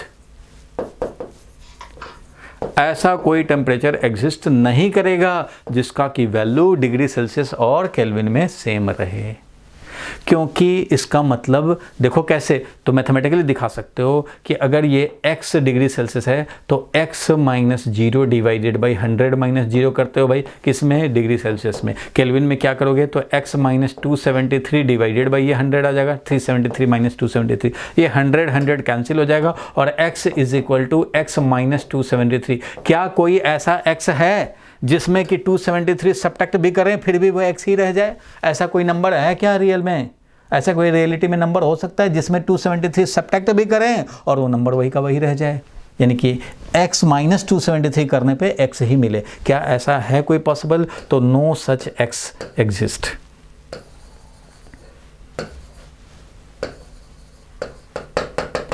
इसलिए कभी ऐसा कोई बॉडी नहीं मिल पाएगा जिसका टेम्परेचर डिग्री सेल्सियस में और केल्विन में सेम रह जाए, ऐसा पॉसिबल नहीं है। आप इक्वेट करके देखो, x का वैल्यू निकलेगा तो एग्जिस्ट करता है, नहीं निकलेगा तो नहीं कर सकता है। तो ऐसा तो भाई ये मैथमेटिकली ट्रू हो ही नहीं सकता कि किसी बॉडी में कोई अमाउंट सब्ट्रैक्ट करें और वो अमाउंट एज इट इज रह जाए, वो हो नहीं सकता। क्लियर है यहाँ तक? बोलो भाई क्लियर है तो आगे बढ़ेंगे। चलो यहाँ तक क्लियर है तो अब हम लोग ज़रा देखें कि अब हम लोगों को किस टॉपिक पे चलना है। क्या क्या देख लिया हम लोगों ने? हीट एनर्जी का मीनिंग देखा और टेम्परेचर और उसके मेजरिंग स्केल्स को देखा। अच्छा, एक छोटा सा लॉजिक बता देते हैं फिर हम लोग एक्सपेंशन पे जा सकते हैं। तो एक छोटा सा लॉजिक ज़रा समझेंगे टेम्परेचर के बारे में। तो छोटा सा बात हम लोग समझ सकते हैं, हालांकि इसको हाईलाइट नहीं किया जाता है आपको समझने के लिए। कैलिब्रेटिंग ए थर्मोमीटर, एक थर्मोमीटर को कैलिब्रेट करना, बनाना, थर्मोमीटर को कैलिब्रेट करने के लिए कौन सा लॉजिक पे काम करता है? अगर आपको कोई थर्मोमीटर बनाना है तो क्या करोगे? अरे भाई किसी ने तो सोचा होगा कि थर्मोमीटर कैसे बनाएं, क्या टेम्परेचर कैसे मेजर होगा, कौन हॉट है कौन कोल्ड है रिलेटिवली कैसे मेजर होगा। तो कैलिब्रेट करना हो, अगर कोई थर्मोमीटर बनाना हो तो उसके लिए जो सबसे बेसिक बात है वो ये कि आप एक ऐसा पैरामीटर ढूंढो, पैरामीटर मतलब एक ऐसा वेरिएबल जिसका कि वैल्यू, कोई एक ऐसा पैरामीटर, कोई ऐसा चीज़ को, एक ऐसा एंटिटी ढूंढो which is directly proportional to temperature. अगर ऐसा कोई चीज़ मिल जाए कि जो डायरेक्टली प्रोपोर्शनल टू टेम्परेचर है तो ये पैरामीटर को देख करके हम लोग टेम्परेचर निकाल सकेंगे। तो हमें एक ऐसा पैरामीटर की तलाश होनी चाहिए जो कि डायरेक्टली प्रोपोर्शनल टू टेम्परेचर हो, तो टेम्परेचर का अंदाज़ा हम लोग या मेजरमेंट कर पाएंगे इस पैरामीटर का मेजरमेंट करके। एग्जाम्पल बताता हूँ। मान लो जब भी क्लास हो फिजिक्स का शुरू हो और आ करके सबसे पहले मैं क्लैप करूं, आज 20 डिग्री सेल्सियस है, 20 क्लैप करूंगा तब क्लास शुरू। अब किस दिन 25 होगा तो उस दिन 25 क्लैप करूंगा, फिर क्लास शुरू। किस दिन 29 होगा तो 29 करूंगा, किस दिन 18 होगा तो 18 ही करूंगा, शुरू। तो आपको एक पैरामीटर मिल गया, number of claps is proportional to या is equal to temperature of the day. तो आपको एक पैरामीटर मिल गया। अच्छा, टेम्परेचर आप देखने भी नहीं जाते कहीं, लेकिन आप काउंट करते हैं क्लास के टाइम में, तो आपको पता मिल चुका है कि number of claps in the class is directly proportional temperature, इसलिए क्लैप काउंट करेंगे टेम्परेचर मिल जाएगा हमें। तो एक पैरामीटर मिल गया आपको। वैसे ही और भी पैरामीटर हैं, मैं तो एक एग्जांपल बताया। मान लो गैस होता है, गैस में PV equal to nRT ideal gas equation है भाई। ये गैस फॉलोज करते हैं, ये गैस फॉलो करते हैं, मोस्टली गैस इसको फॉलो करते हैं, भले स्ट्रिक्टली नहीं फॉलो करते बट हाँ अप्रॉक्सीमेटली फॉलो करते हैं इसको। PV equal to nRT means pressure of the gas, किसी कंटेनर में रखा है, pressure of the gas, volume जितना भी है गैस मीन्स कंटेनर का वॉल्यूम, और ये है नंबर ऑफ मोल्स, ये तो पढ़ाई है नंबर ऑफ मोल्स।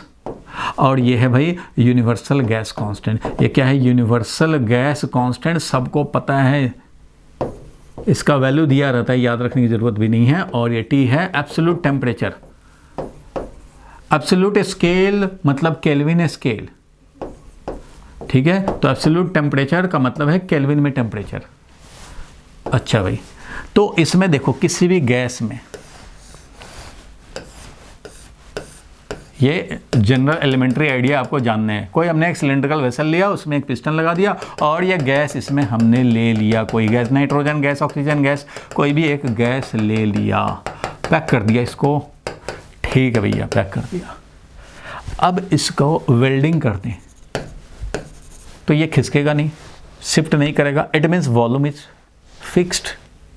अगर वेल्डिंग कर दिया तो वॉल्यूम इज फिक्स्ड, और अगर वॉल्यूम फिक्स कर दिया तो pressure is equal to NR/V into T. अगर तुमने वॉल्यूम फिक्स कर दिया तो n तो भाई फिक्स है, नंबर ऑफ मोल मान लो हमने 10 मोल ले रखा है, 10 मोल्स ले रखा है, तो भैया 10 मोल तो फिक्स है इसमें, 10 मोल ही है इसमें। R का वैल्यू तो कांस्टेंट है, यूनिवर्सल कांस्टेंट है, उसका तो वैल्यू चेंज होता ही नहीं है। तो ये कांस्टेंट, ये नंबर ऑफ मोल फिक्स्ड हो गया, ये तो कांस्टेंट ही है। वॉल्यूम फिक्स्ड है क्योंकि तुमने वेल्डिंग कर दिया, तो ये तो पूरा कांस्टेंट हो गया। तो P एक पैरामीटर मिल गया हमें, pressure of the gas is directly proportional to temperature. हमें एक पैरामीटर मिल गया, pressure of the gas is directly proportional to temperature. Means pressure हमें पता लगता रहे तो टेम्परेचर पता लगता रहेगा। क्यों? क्योंकि प्रेशर जो होगा उससे हम लोग टेम्परेचर निकाल सकते हैं, क्योंकि ये हो जाएगा P into V upon NR। Temperature क्या हो गया? P into V upon NR। तो V कितना है वॉल्यूम, वो पहले से याद रखा हुआ है, हमने रखा हुआ है, N रखा हुआ, R रखा हुआ, वैल्यू रखा हुआ है भाई, ये है। तो इसमें मल्टीप्लाई करो, जो भी प्रेशर आएगा मल्टीप्लाई करो, मिल जाएगा तुम्हें टेम्परेचर। अच्छा, अभी प्रेशर बढ़ गया भाई, अच्छा ठीक है भाई, तो मल्टीप्लाई तो उसी से कर रहे हैं, टेम्परेचर भी बढ़ गया। प्रेशर मेजर करो, टेम्परेचर मिलता रहेगा। तो ऐसा थर्मोमीटर जो बनाएंगे, ऐसा थर्मोमीटर जो कि प्रेशर को मेजर कर रहा है। किसको मेजर कर रहा है भाई? तो ये तो प्रेशर को मेजर कर रहा है। ऐसा थर्मोमीटर जो प्रेशर को मेजर कर रहा है और उसके हिसाब से हमें टेम्परेचर मिल रहा है, वॉल्यूम इज कांस्टेंट, इसको हम लोग बोलते हैं। ऐसे लॉजिक पे जो काम करेगा उसको बोलेंगे constant volume gas thermometer. Constant volume gas thermometer का ये लॉजिक है। वॉल्यूम कांस्टेंट है, प्रेशर मेजर करते जाएंगे और हमें मिलता जाएगा। ठीक है, टेम्परेचर हम लोगों को मिल जाएगा बाय मेजरिंग टेम्परेचर।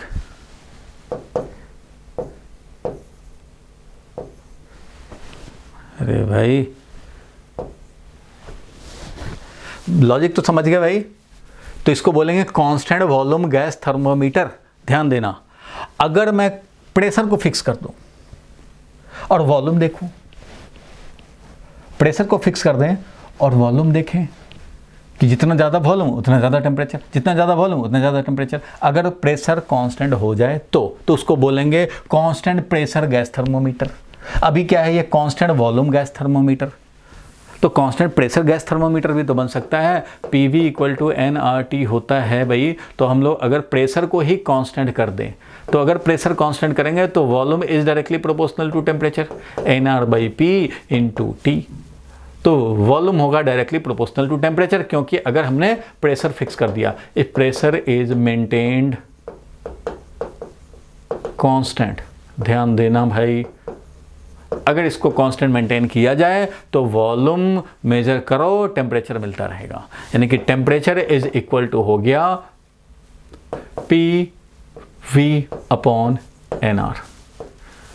टेम्परेचर हो गया PV अपॉन NR। तो प्रेशर अगर कांस्टेंट किया हमने, वैल्यू रख दिया, N का वैल्यू, R का वैल्यू, उसी में वही डायग्राम। प्रेशर फिक्स कर दिया तो उस कंडीशन में वॉल्यूम मेजर करते रहो और तुम्हें टेम्परेचर मिलता रहेगा। आप सोचेंगे ये क्या हो रहा है, कैसे कर देंगे प्रेशर को कांस्टेंट? प्रेशर को कांस्टेंट कैसे कर देंगे भैया? प्रेशर को कांस्टेंट करना है तो इसका जो वेल्डिंग है वो हटा दो और इसको स्मूथ बना दो, बिल्कुल स्मूथ। पिस्टन बेचारे को स्मूथ बना करके इसमें लुब्रिकेंट डाल के और तब इसको रखो, तो ये कांस्टेंट प्रेशर हो जाएगा। आप बोलेंगे कैसे कैसे? तो भैया ऐसे, यहाँ पे जो प्रेशर है और इधर इसका अपना वेट है, इधर प्रेशर के चलते फोर्स है, बैलेंस बना हुआ है, ठीक है। अब मान लो इसका वेट था जो mg, और यहाँ ध्यान देना, यहाँ पे प्रेशर था मान लो 2 ATM, तो 2 ATM 2 एटमॉस्फेरिक प्रेशर जो प्रेशर था मल्टीप्लाइड बाई एरिया, ये फोर्स लगेगा इसमें अपवर्ड। इस अपवर्ड फोर्स ने जो गैस के प्रेशर के चलते हैं ये बैलेंस किया हुआ है वेट को। ठीक है भाई, बैलेंस किया हुआ है। अब अगर थोड़ा सा भी प्रेशर इंक्रीज हुआ, मान लो ये वेट था 20 न्यूटन, तो ये वाला भी ऊपर की तरफ 20 न्यूटन, ये भी 20 न्यूटन, ये भी 20 न्यूटन। इस पिस्टन के वेट को बैलेंस किया हुआ इसने 20 न्यूटन 20 न्यूटन। अगर ये स्मूथ रखेंगे तो प्रेशर कांस्टेंट होगा। For pressure equal to constant make piston smooth. For volume equal to constant, volume constant करना है तो मेक पिस्टन फिक्स्ड कर दो, वेल्डिंग कर दो। देखो कैसे ये हो गया भाई, ये बात को समझें तो ऐसे हो गया कि जैसे ही मान लो ये 20 न्यूटन वेट था, 20 न्यूटन अपवर्ड फोर्स था, ये काम कर रहा है, बैलेंस में है। अब जैसे ही 20.1 भी हुआ प्रेशर तो ये फोर्स ज़्यादा हो जाएगा। ऐसे जैसे ये प्रेशर हमारा थोड़ा सा भी बढ़ा तो क्या हो जाएगा, 20 जो अपवर्ड फोर्स लगा था वो 20.1 न्यूटन लगने लग जाएगा, लेकिन वेट तो 20 ही है, ये 20.1 लगने लग गया क्योंकि प्रेशर बढ़ गया थोड़ा सा। तो थोड़ा सा भी प्रेशर बढ़ेगा तो ये क्या करेगा भाई, तो ये ज़्यादा फोर्स लगाएगा तो ये एक्सपैंड हो जाएगा, ऐसे हो जाएगा, क्योंकि ये ज़्यादा धक्का लगा दिया, प्रेशर थोड़ा सा इंक्रीमेंट किया, इसने पुश कर दिया, थोड़ा सा पुश कर दिया तो एक्सपैंड होने से प्रेशर डाउन होगा, तो फिर से वापस 20 पे है, 20 के कॉरस्पॉन्डिंग आ गया। फिर थोड़ा सा भी प्रेशर बढ़ेगा तो ये एक्सपैंड कर देगा, एक्सपेंशन होने से प्रेशर कम होगा और वो फिर से उसी वैल्यू पे आ जाएगा। अगर मान लो प्रेशर डिक्रीज हो जाए तो ये 20 ज़्यादा हो जाएगा, इधर से 19 ही हुआ तो ये थोड़ा नीचे आ जाएगा, तो फिर प्रेशर बढ़ जाएगा, बढ़ करके फिर से 20 पे मेंटेन रहेगा। मीन्स ये स्मूथ है तो ज़्यादा हुआ तो ऊपर जाएगा, कम हुआ तो नीचे आएगा और इसका प्रेशर हमेशा मेंटेन रखेगा।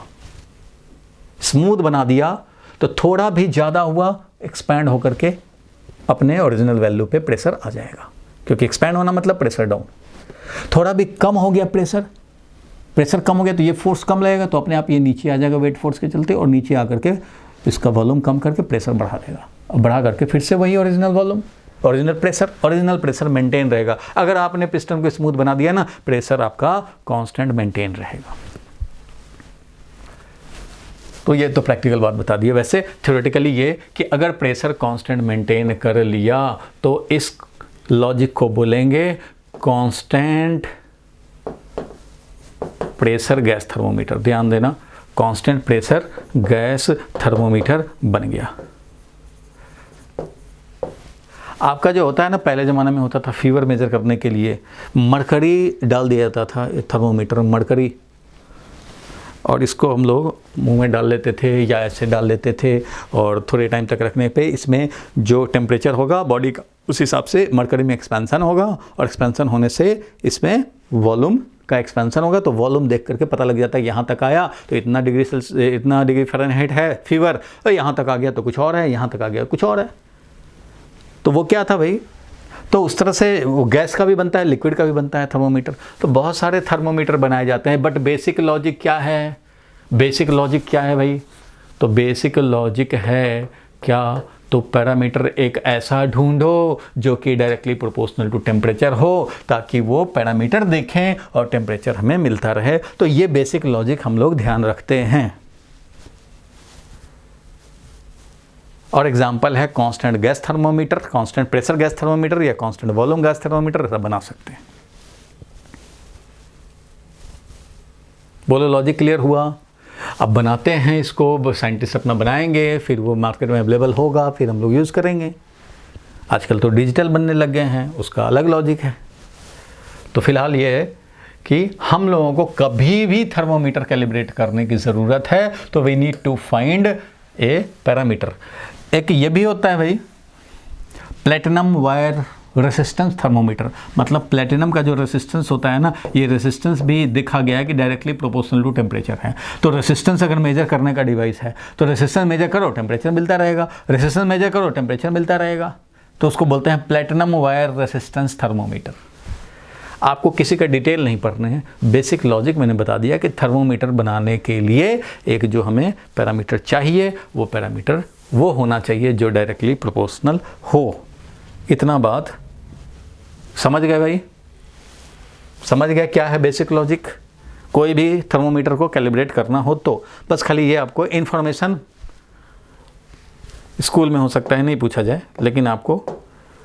तो अब चलते हैं हम लोग एक्सपेंशन पे चल सकते हैं। यहाँ तक क्लियर है? अब चलें हम लोग एक्सपेंशन पे। टॉपिक बढ़ाएं भाई, आगे बोलो पहलवानों। चलो तो अब लिखा जाए, अभी ये सब तो इंट्रोडक्टिव बात, थर्मोमीटर ये समझ गए, स्केल समझ गए। चलो एक्सपेंशन ऑफ, ये इम्पॉर्टेंट है, बहुत बहुत इम्पॉर्टेंट है। एक्सपेंशन ऑफ सॉलिड, ये हर चीज़ के लिए इम्पॉर्टेंट है, स्कूल के लिए, एंट्रेंस एग्जाम के लिए, नेट के लिए, जेई के लिए, सब के लिए इम्पॉर्टेंट है। सॉलिड्स में एक्सपेंशन होता है ऑन हीटिंग। ऑन हीटिंग, अगर आप हीटिंग करोगे, हीटिंग करने का मतलब थर्मल एनर्जी दोगे उसको, तो उसका एक्सपेंशन होगा। टेम्परेचर तो राइज होगा ही, बट वो एक्सपेंशन भी होता है। किसमें? सॉलिड की बात हो रही है, सॉलिड में। तो सॉलिड में जो एक्सपेंशन होते हैं उसको हम लोग 3 पार्ट में समझते हैं। 3 तरह का एक्सपेंशन डिफाइन किया गया है सॉलिड में। एक होता है linear expansion, linear expansion length में इंक्रीमेंट होना।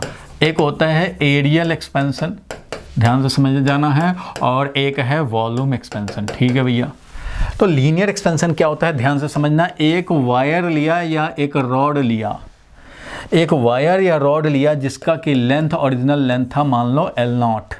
हमने क्या किया, इसका टेम्परेचर पहले था मान लो T1 और अब इसका टेम्परेचर कर दिया हमने क्या, तो डेल्टा T और टेम्परेचर बढ़ा दिया, T1 प्लस डेल्टा T कर दिया टेम्परेचर। ठीक है भाई? जब T1 प्लस डेल्टा T कर दिया तो इसका टेम्परेचर तो भाई बढ़ने से क्या हुआ, इसके लेंथ में इंक्रीमेंट हो गया। कैसे भाई? तो पहले यहाँ तक लेंथ था, देखो इधर वाला एंड तो एक साथ है, ये लेंथ पहले यहाँ तक था, अब ये लेंथ का इंक्रीमेंट हो गया डेल्टा L। L0 पहले था, अब इसका total length L0 plus delta L है यहाँ तक। तो ये जो डेल्टा L का इंक्रीमेंट हो गया वो देखा गया, वो स्टडी किया गया। तो ये देखा गया भाई कि change in length is directly proportional to temperature difference. जितना ज़्यादा टेम्परेचर चेंज करोगे उतना एक्सपेंशन, कम टेम्परेचर चेंज करोगे 31 से 32 किया तो स्लाइड चेंज होगा, थोड़ा ज़्यादा किया तो और ज़्यादा होगा, थोड़ा और ज़्यादा टेम्परेचर राइज किया तो थोड़ा और ज़्यादा होगा, कम करोगे टेम्परेचर तो डाउन होगा। मीन्स अगर ये 30 डिग्री सेल्सियस था 40 कर दिया तो ये मान लो 0.1 सेंटीमीटर आगे बढ़ गया। तो अगर इसको कम करेंगे तो ये 30 से और कम भी हो जाएगा और इससे लेंथ ओरिजिनल लेंथ से थोड़ा कम भी हो जाएगा। Means on heating it expands, it means on cooling it will contract.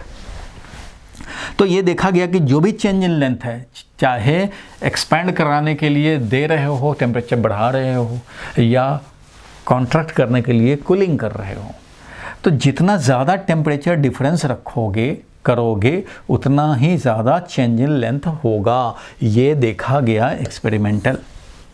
अच्छा भाई, तो एक चीज़ और देखा गया, क्या भाई? तो एक चीज़ और ये देखा गया कि ये also proportional to original length है। ये कैसे भाई?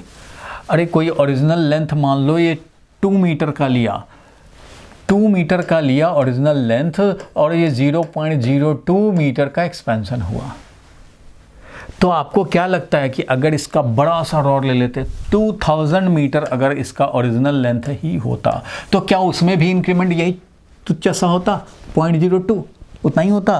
पेन में इंक्रीमेंट जितना हो रहा है उतना ही एक बड़ा वायर ले इसका, तो उसमें भी क्या उतना ही सा इंक्रीमेंट होगा? नहीं, क्योंकि ये पेन अगर 1 मीटर का है या 2 मीटर का है तो ऐसे ऐसे 2 मीटर 2 मीटर 2 मीटर 2 मीटर 2000 में बहुत सारे हैं। 2 मीटर 2 मीटर 2 मीटर ऐसे तो बहुत सारे हैं, 100 बार हैं 2 मीटर करके, 1000 ऑफ टाइम्स हैं 2 मीटर। तो एक 2 मीटर में तो भैया एक 2 मीटर में 0.02, तो इसमें 0.02, इसमें 0.02, इसमें 0.02, इस तरह से 0.02 0.02 0.02 इसमें इंक्रीमेंट होता रहेगा। तो ऐसे मिला करके तो ज़्यादा इंक्रीमेंट होगा। मीन्स ऑलमोस्ट कितना हो जाएगा भाई? तो ये 1000 टाइम्स है तो ये भी 1000 टाइम्स होगा। मीन्स इसमें जो इंक्रीमेंट होगा 1000 टाइम्स हुआ है तो ये भी 1000 टाइम्स मीन 20 मीटर का इसमें इंक्रीमेंट हो जाएगा, क्योंकि खुद ही लेंथ इतना ज़्यादा है। तो जितना ज़्यादा ओरिजिनल लेंथ उतना ज़्यादा इंक्रीमेंट।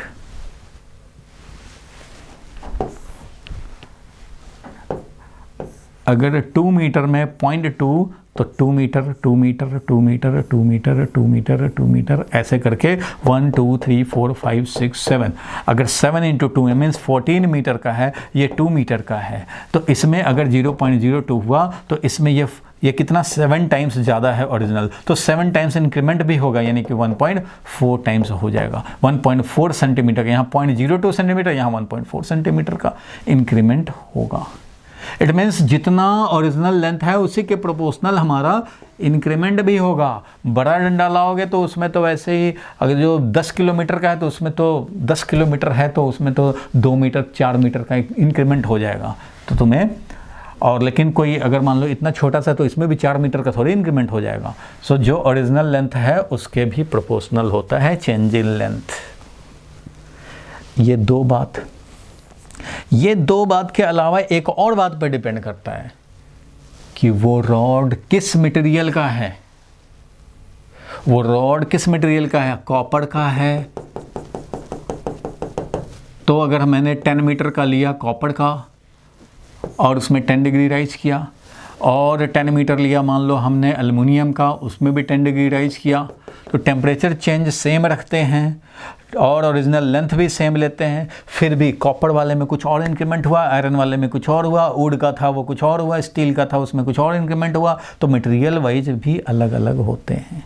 इसलिए ये हम लोग क्या करते हैं, इस प्रोपोर्शनलिटी को मैप कर देते हैं कि L0 डेल्टा टी डबल करोगे चेंज इन लेंथ डबल होगा, ओरिजिनल लेंथ डबल करोगे चेंज इन लेंथ भी डबल हो जाएगा, और इस प्रोपोर्शनलिटी कांस्टेंट को हम लोग बोलते हैं अल्फा।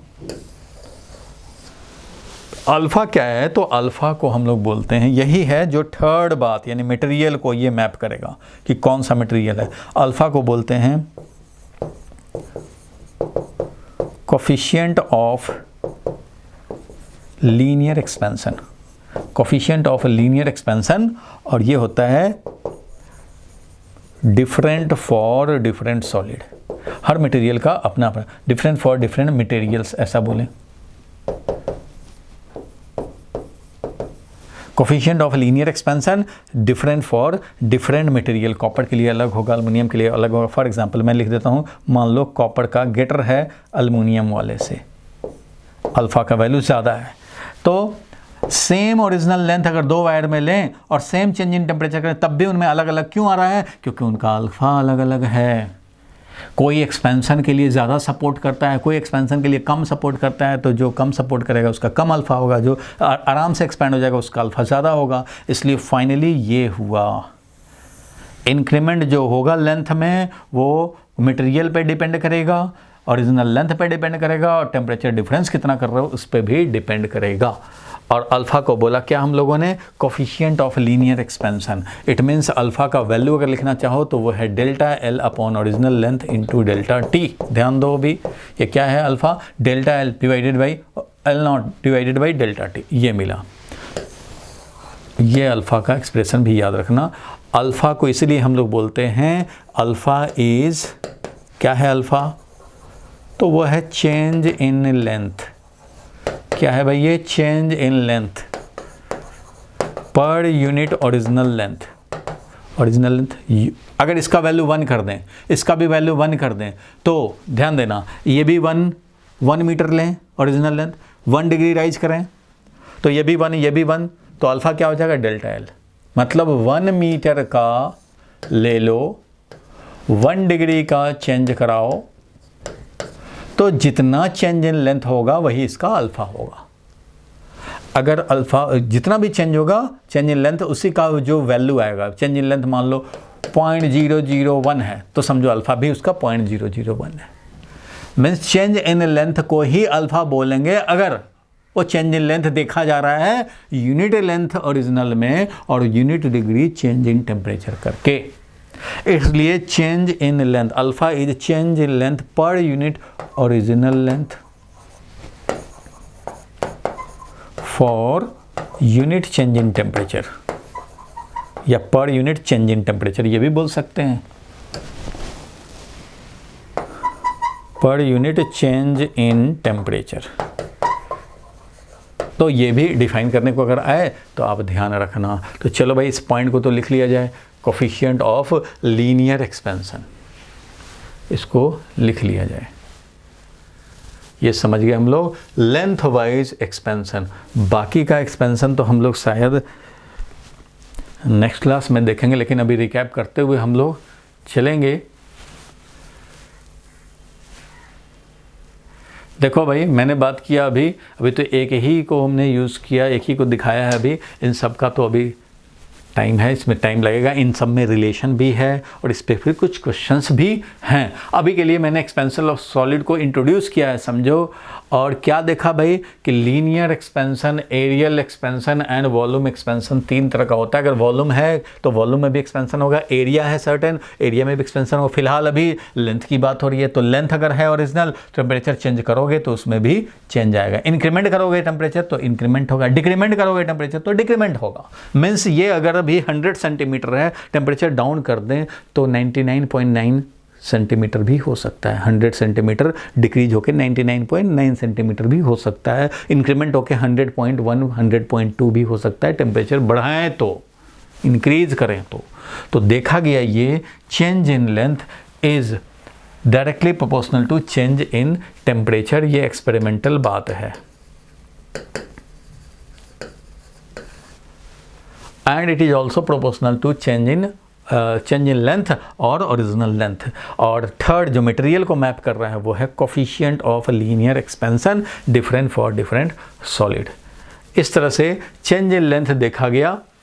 और हम लोग अल्फ़ा को डिफाइन कर सकते हैं delta L upon original length delta T. It means change in length per unit original length per unit change in temperature is known as the value of alpha. अच्छा भाई, इतना जब समझ गए तो एक पॉइंट और मैं यहाँ पे लिख दे रहा हूँ। क्या भाई, तो बताओ कि फाइनल लेंथ कितना होगा। तो जो ओरिजिनल था वो और प्लस चेंज इन लेंथ, जो ओरिजिनल था L0 वो प्लस जो चेंज हुआ है वो। तो इसलिए मैं बोल सकता हूँ कि L0 जो था वो तो है ही, और चेंज कितना हुआ तो चेंज हुआ अल्फ़ा L0 डेल्टा टी, यही तो हुआ है चेंज। इसलिए L0 कॉमन ले लोगे, 1 plus alpha delta T is the value of new length L dash. ये L फाइनल बोलें या L डैश बोलें, L फाइनल बोलें, ये न्यू लेंथ है, न्यू चेंज्ड लेंथ। ये भी एक बात हम लोग समझ सकते हैं। यहाँ तक हम लोग बात किए। अब देखो, यहाँ कोई कन्फ्यूज़न है तो पूछ लो भाई। हम लोगों ने अभी डिस्कस किया कि सॉलिड में एक्सपेंशन लेंथ वाइज भी होता है, एरिया वाइज भी, वॉल्यूम वाइज भी। एरिया वॉल्यूम बाद में हम लोग देखेंगे। फिलहाल लेंथ में इंक्रीमेंट होता है। जितना ज़्यादा ओरिजिनल लेंथ लोगे उतना ज़्यादा चेंज इन टेम्परेचर, उतना ज़्यादा चेंज इन लेंथ होगा। और टेम्परेचर चेंज के साथ साथ ओरिजिनल लेंथ पे भी डिपेंडेंट है और मटेरियल पे भी डिपेंडेंट है। कैसा मटेरियल ले रहे हो उस पर भी डिपेंड करता है। तो इस तरह से फाइनल लेंथ जो बनेगा वो इस तरह से बनेगा। अब कॉपर का लियो तो कॉपर का अल्फ़ा डालना, एल्युमिनियम लोगे तो एल्युमिनियम का अल्फ़ा डालोगे, जो भी मटेरियल लेंगे उसका अल्फ़ा डालेंगे, उसका ओरिजिनल लेंथ डालेंगे, कितना चेंज इन टेम्परेचर किया वो डालेंगे तो हमें न्यू लेंथ मिल जाएगा।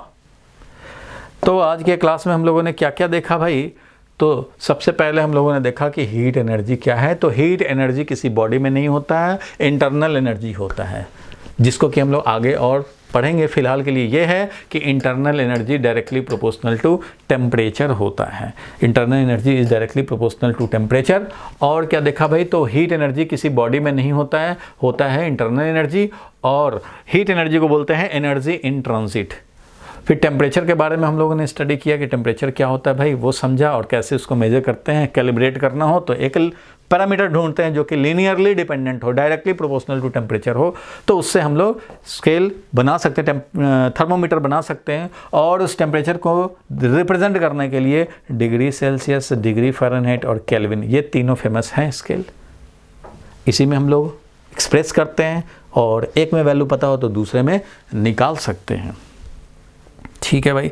तो इसके बाद हम लोगों ने जो देखा वो था कि internal energy directly proportional to temperature. और हीट क्या है भाई, तो किसी बॉडी में नहीं है। Heat is energy in transit due to temperature difference between the two body in contact. और जब दोनों में सेम टेम्परेचर, थर्मल इक्विलिब्रियम बन गया, दोनों का टेम्परेचर सेम हो जाएगा। ये हम लोगों ने देखा। और थर्मोमीटर कैलिब्रेट करने का ये हम लोगों ने पैरामीटर ढूंढा। कांस्टेंट वॉल्यूम गैस थर्मोमीटर हो सकता है, कांस्टेंट प्रेशर गैस थर्मोमीटर हो सकता है, ये सब एक पैरामीटर निकाल रखे हैं हम लोग और इसके बेसिस पे थर्मोमीटर बनाए जाते हैं, या प्लैटिनम वायर रेसिस्टेंस थर्मोमीटर भी बनाए जाते हैं। फिर हम लोग सॉलिड के एक्सपेंशन की बात की, एक्सपेंशन का भी और बात करेंगे और न्यूमेरिकल सॉल्व करेंगे, वो हम लोग करेंगे अभी नेक्स्ट क्लास में। अभी मैं थोड़ा सा आपको नोट्स बनाने के लिए, देखो भाई इंट्रोडक्टरी बात जो इस चैप्टर का था, मैं इसका PDF आपको भेज दूंगा। ये इंट्रोडक्टरी बात क्या लिखा हुआ है वो ज़रा हम लोग देखें भाई। आप इसका नोट्स बना लेना, जो लिखवाए हैं वो भी, और जो यहाँ दिख रहा है उसके हिसाब से भी। Temperature is measure of hotness of a body when water boils और फ्रीजेस, जहाँ वाटर बॉयल करता है और ये फ्रीज करता है, ठीक है, इस टेम्परेचर डज नॉट चेंज। अच्छा, ये भी बात ध्यान रखना, मेल्टिंग पॉइंट और बॉइलिंग पॉइंट। मेल्टिंग पॉइंट जो कि 0 डिग्री सेल्सियस है वाटर के केस में, तो इस कंडीशन में स्टेट चेंज होता है, टेम्परेचर चेंज नहीं होता। वो आगे हम लोग पढ़ेंगे भी। स्टेट चेंज होता है, क्यों? मेल्ट कर रहा है भैया, सॉलिड से लिक्विड में जा रहा है या फिर लिक्विड से सॉलिड में जा रहा है। ये जो फेज चेंज हो रहा है, फेज चेंज या स्टेट चेंज, स्टेट बोलें या फेज बोलें, सॉलिड लिक्विड गैस 3 फेज हैं। तो यहाँ पे सॉलिड से लिक्विड में जाए तो इसको बोलते हैं मेल्टिंग, लिक्विड से सॉलिड में जाए तो इसको बोलते हैं फ्रीजिंग। और ये किस टेम्परेचर पे होता है भैया? तो वो होता है मेल्टिंग पॉइंट पे। 0 डिग्री सेल्सियस है, तो जब ये प्रोसेस होगा सॉलिड से लिक्विड में जब कन्वर्ट हो रहा होगा तो क्या करेगा भाई? तो ये एक ही टेम्परेचर 0 डिग्री सेल्सियस पे कन्वर्ट होता रहेगा। जब पूरा सॉलिड लिक्विड में कन्वर्ट होता है तब जाके फिर टेम्परेचर चेंज होगा। जब फ्रीजिंग होगा तो सारा का सारा लिक्विड जब हमारा सॉलिड बन जाएगा तब फिर टेम्परेचर चेंज होगा। So during temperature change, temperature जब हमारा फेज चेंज होता है तो टेम्परेचर कांस्टेंट रहता है। फेज चेंज में टेम्परेचर क्या होता है? कांस्टेंट। उसी तरह से बॉइलिंग में क्या होता है? लिक्विड से गैसियस स्टेट में जाता है, लिक्विड टू गैस, जिसको बोलते हैं वेपराइजेशन और इसको बोलते हैं कंडेंसेशन। इसको क्या बोलते हैं? कंडेंसेशन, और इसको बोलते हैं वेपोराइजेशन। तो लिक्विड फेज से गैसियस फेज में जब जाता है तो ये होता है बॉइलिंग पॉइंट पे, वाटर के केस में 0 डिग्री सेल्सियस 100 डिग्री सेल्सियस पे।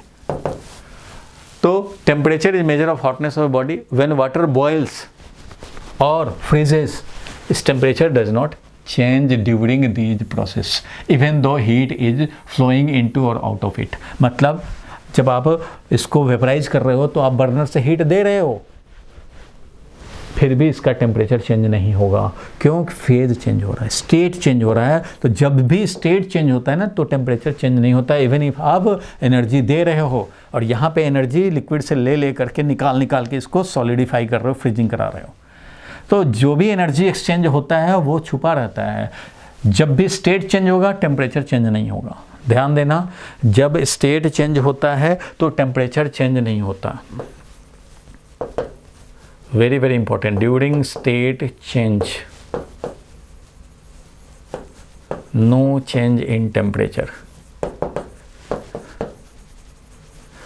And during temperature change, जब temperature change होगा, no phase change, no state change. दोनों में से एक ही काम होता है, चाहे भैया टेम्परेचर चेंज हो जाए चाहे स्टेट चेंज हो जाए। तो मेल्टिंग पॉइंट बॉइलिंग पॉइंट पे आने पे स्टेट चेंज होता है, उस समय टेम्परेचर चेंज नहीं होता। और जब तक मेल्टिंग पॉइंट बॉइलिंग पॉइंट नहीं आया होता है, बीच में रहा, 0 डिग्री नहीं है, 100 डिग्री नहीं है, मान लो 50 डिग्री सेल्सियस पे है, तो टेम्परेचर दोगे तो इसका टेम्परेचर राइज होगा। एनर्जी दोगे तो टेम्परेचर राइज होगा, एनर्जी निकालोगे टेम्परेचर फॉल होगा। दोगे तो राइज होगा, निकालोगे फॉल होगा। लेकिन अगर ये बॉइलिंग पॉइंट पे आ गया तो उस कंडीशन में स्टेट चेंज इन्वॉल्व होता है तो टेम्परेचर चेंज नहीं होता। ये एक थंब रूल याद रखो कि जब भी स्टेट चेंज इन्वॉल्व होगा टेम्परेचर चेंज नहीं होगा, जब टेम्परेचर चेंज इन्वॉल्व होगा तो स्टेट चेंज नहीं होगा। इसका डिटेल और हम लोग पढ़ेंगे, शायद नेक्स्ट या उसके नेक्स्ट क्लास में आएगा। हीटिंग करो, जिसके बारे में हम लोग पढ़ेंगे, तो वो आएगा भी। ये इंट्रोडक्टरी बात में बोल दिया गया तो इसलिए मैंने इसको समझा दिया। क्या भाई? कि व्हेन वाटर बॉयल्स, वेपराइज कर रहे हैं, और फ्रीजेस, वाटर फ्रीज कर रहा, its temperature does not change during these process even though heat is flowing into और out of it.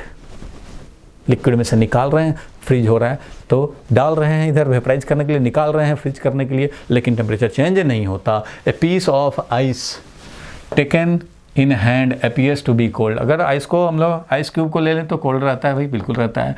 The cause of these fact lie to known in the thermal properties of matter which is the concern of this chapter। इस chapter में ये सब तो पढ़ना है हम लोगों को। तो खैर इंट्रोडक्टरी बात थी, ये देखा हम लोगों ने, इस पे भी और डिस्कशन होंगे क्योंकि भाई ये इंट्रोडक्शन में तो कुछ भी लिख दिया जाता है, कंक्लूजन पॉइंट।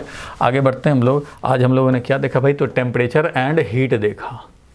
तो देखो यहाँ बुक का जो कंक्लूजन पॉइंट है, एनसीईआरटी का कंक्लूजन पॉइंट क्या है रिगार्डिंग टेम्परेचर एंड हीट। तो टेम्परेचर इज रिलेटिव मेजर और इंडिकेशन ऑफ हॉटनेस और कोल्डनेस। ठीक है भाई, हम लोगों ने डिस्कस किया भी। ए हॉट यूटेंसिल, कोई हॉट यूटेंसिल है, कोई भी ऑब्जेक्ट है, is said to have higher temperature, जो हॉट है वो higher temperature, and ice cube to have a low temperature, उसको लो टेम्परेचर है भाई क्योंकि वो कोल्ड है। तो hot and cold are relative term, मैंने बताया था अभी कि रिलेटिव टर्म है, किसके रिस्पेक्ट में बात कर रहे हो, उसके लिए हॉटर भी हो सकता है, दूसरे के लिए कोल्डर भी हो सकता है। ठीक है भाई। हीट इज, देखो हीट के बारे में क्या लिखा गया, heat is a form of energy, heat is a form of internal, part of internal energy ज़्यादा अप्रोप्रिएट होगा, लेकिन heat is a form of energy transferred between the two or more system, transferred between the two or more system, या फिर transferred between body and surrounding, surrounding में भी दे सकते हैं, surrounding से ले सकते हैं। तो अगर दो बॉडी कांटेक्ट में है तो आपस में, अकेले बॉडी है तो सराउंडिंग के साथ। तो यहाँ पे देखो heat is form of energy transferred between the two or more system, body or a system and its surrounding by virtue of temperature difference. जब तक टेम्परेचर डिफरेंस है तभी तक हीट एनर्जी का सेंस है, टेम्परेचर डिफरेंस नहीं है कोई हीट एनर्जी नहीं है। हीट एनर्जी बोलना फिर बेमानी हो जाएगी क्योंकि उस समय नेट एनर्जी ट्रांसफर हो ही नहीं रहा, तो हीट एनर्जी कहाँ है, नहीं है। अच्छा बात, ये तो समझ गए बात। When an object is heated many changes may take place, जब हीटेड करते हैं तो बहुत सारे चेंज हो सकते हैं। इस टेम्परेचर में राइज, टेम्परेचर हीटिंग करने से टेम्परेचर इसका राइज हो सकता है, अगर ये बॉइलिंग नहीं हो रहा हो तो राइज करेगा, मे राइज और मे ऑल्सो नॉट राइज। क्यों? क्योंकि स्टेट चेंज इन्वॉल्व होगा तो टेम्परेचर राइज नहीं होगा। ये एक्सपैंड भी हो सकता है और चेंज ऑफ स्टेट भी हो सकता है। जब आप हीटिंग करेंगे तो टेम्परेचर चेंज हो सकता है या एक्सपैंड हो सकता है या स्टेट चेंज हो सकता है, कुछ भी हो सकता है। तो खैर ये बात हुआ टेम्परेचर एंड हीट की, जो हम लोगों ने देख लिया है। ठीक है, ये नोट्स आपको भेज रहा हूँ मैं। और उसके बाद फिर एक्सपेंशन की बात है, और ये इसका ग्राफ भी आपको दिखाना था मुझे, डिग्री फ़ारेनहाइट में और सेल्सियस में ग्राफ ड्रॉ करना। तो ये हम लोग नेक्स्ट क्लास में देख लेंगे, नहीं तो इसको नेक्स्ट क्लास में देख लेंगे इस ग्राफ को। और रिलेशन तो मैंने बता ही दिया है कि ये क्या रिलेशन था, TF TC TR। एक और स्केल यहाँ पे रमर स्केल दिखाया हुआ है। रमर स्केल आजकल यूज होता नहीं है, इसलिए 3 में ही काम करते हैं। देखो, reading on any scale, lower fixed point यानी कि melting point, higher fixed point मतलब boiling point, minus lower fixed point means melting point of water, constant for all scale. यही तो किया गया। ये रमर स्केल जो है, और रमर स्केल को नहीं हम लोग यूज़ करते, generally Fahrenheit, Celsius and kelvin ये हम लोग यूज़ करते हैं। ठीक है, ये समझे हम लोग। और इसके बाद गैस के बारे में, तो चलो ये सब हम लोग नेक्स्ट क्लास में डिस्कस करेंगे। थोड़ा सा गैस का इंट्रोडक्टिव बात यहाँ समझ सकते हैं, वही PV = nRT, क्योंकि ज़्यादा तो आपको नेक्स्ट 2 चैप्टर में, इस चैप्टर के बाद जो नेक्स्ट 2 चैप्टर हैं वो सिर्फ गैस पे हैं, thermodynamics and kinetic theory of gases. तो उसमें हम लोग गैस का ज़्यादा डिटेल देखते हैं। यहाँ पे सिर्फ थर्मोमीटर कैलिब्रेट करना चाहते हैं तो गैसियस सिस्टम जो अभी हम लोगों ने डिस्कस किया, PV = nRT वाला बात, तो आगे अब हम लोग इसका डिस्कस करेंगे। आप सबसे अपील है कि आप लोग जो भी क्लास मिस हुए हैं उसको जल्दी से कवर करें। मैंने एक वीडियो ये भी डाल दिया है, पूरा फ्लूइड्स एक क्लास में। तो अगर आप वो 30% जानते हैं, 40% जानते हैं, पढ़ा है, तो आप एक ही क्लास में 2 घंटे में पूरा फ्लूइड्स ख़त्म कर सकते हैं। और अगर नहीं भी जानते हैं और फर्स्ट टाइम पढ़ रहे हैं तो भी उसको समझ के अगर लिख रहे हैं और उसमें 1-2 पॉइंट पे अगर कन्फ्यूजन हो गया तो आप वो 2 पॉइंट मुझे व्हाट्सअप कर देंगे, तो उसका मैं डिटेल वीडियो भेज दूंगा, तो आप 4 घंटे में ही पूरा फ्लूइड्स ख़त्म कर लेंगे। नहीं तो फिर ये 7-8 क्लास हैं फ्लूइड्स में, वो आपको कवर करने पड़ेंगे। तो दैट डिपेंड्स आपकी क्या रिक्वायरमेंट है। अगर आप जल्दी में करना चाहते हैं तो वही 2 घंटे वाला क्लास जल्दी से रिकैप करो, और जहाँ फंस रहे हो वो वाला डिटेल देख लो। संडे मैं कराऊंगा ऑफलाइन क्लास, उसमें हम लोग फ्लूइड्स के वेरियस टाइप ऑफ क्वेश्चंस कराएंगे, जिसका PDF आपको भेज रखा है मैंने।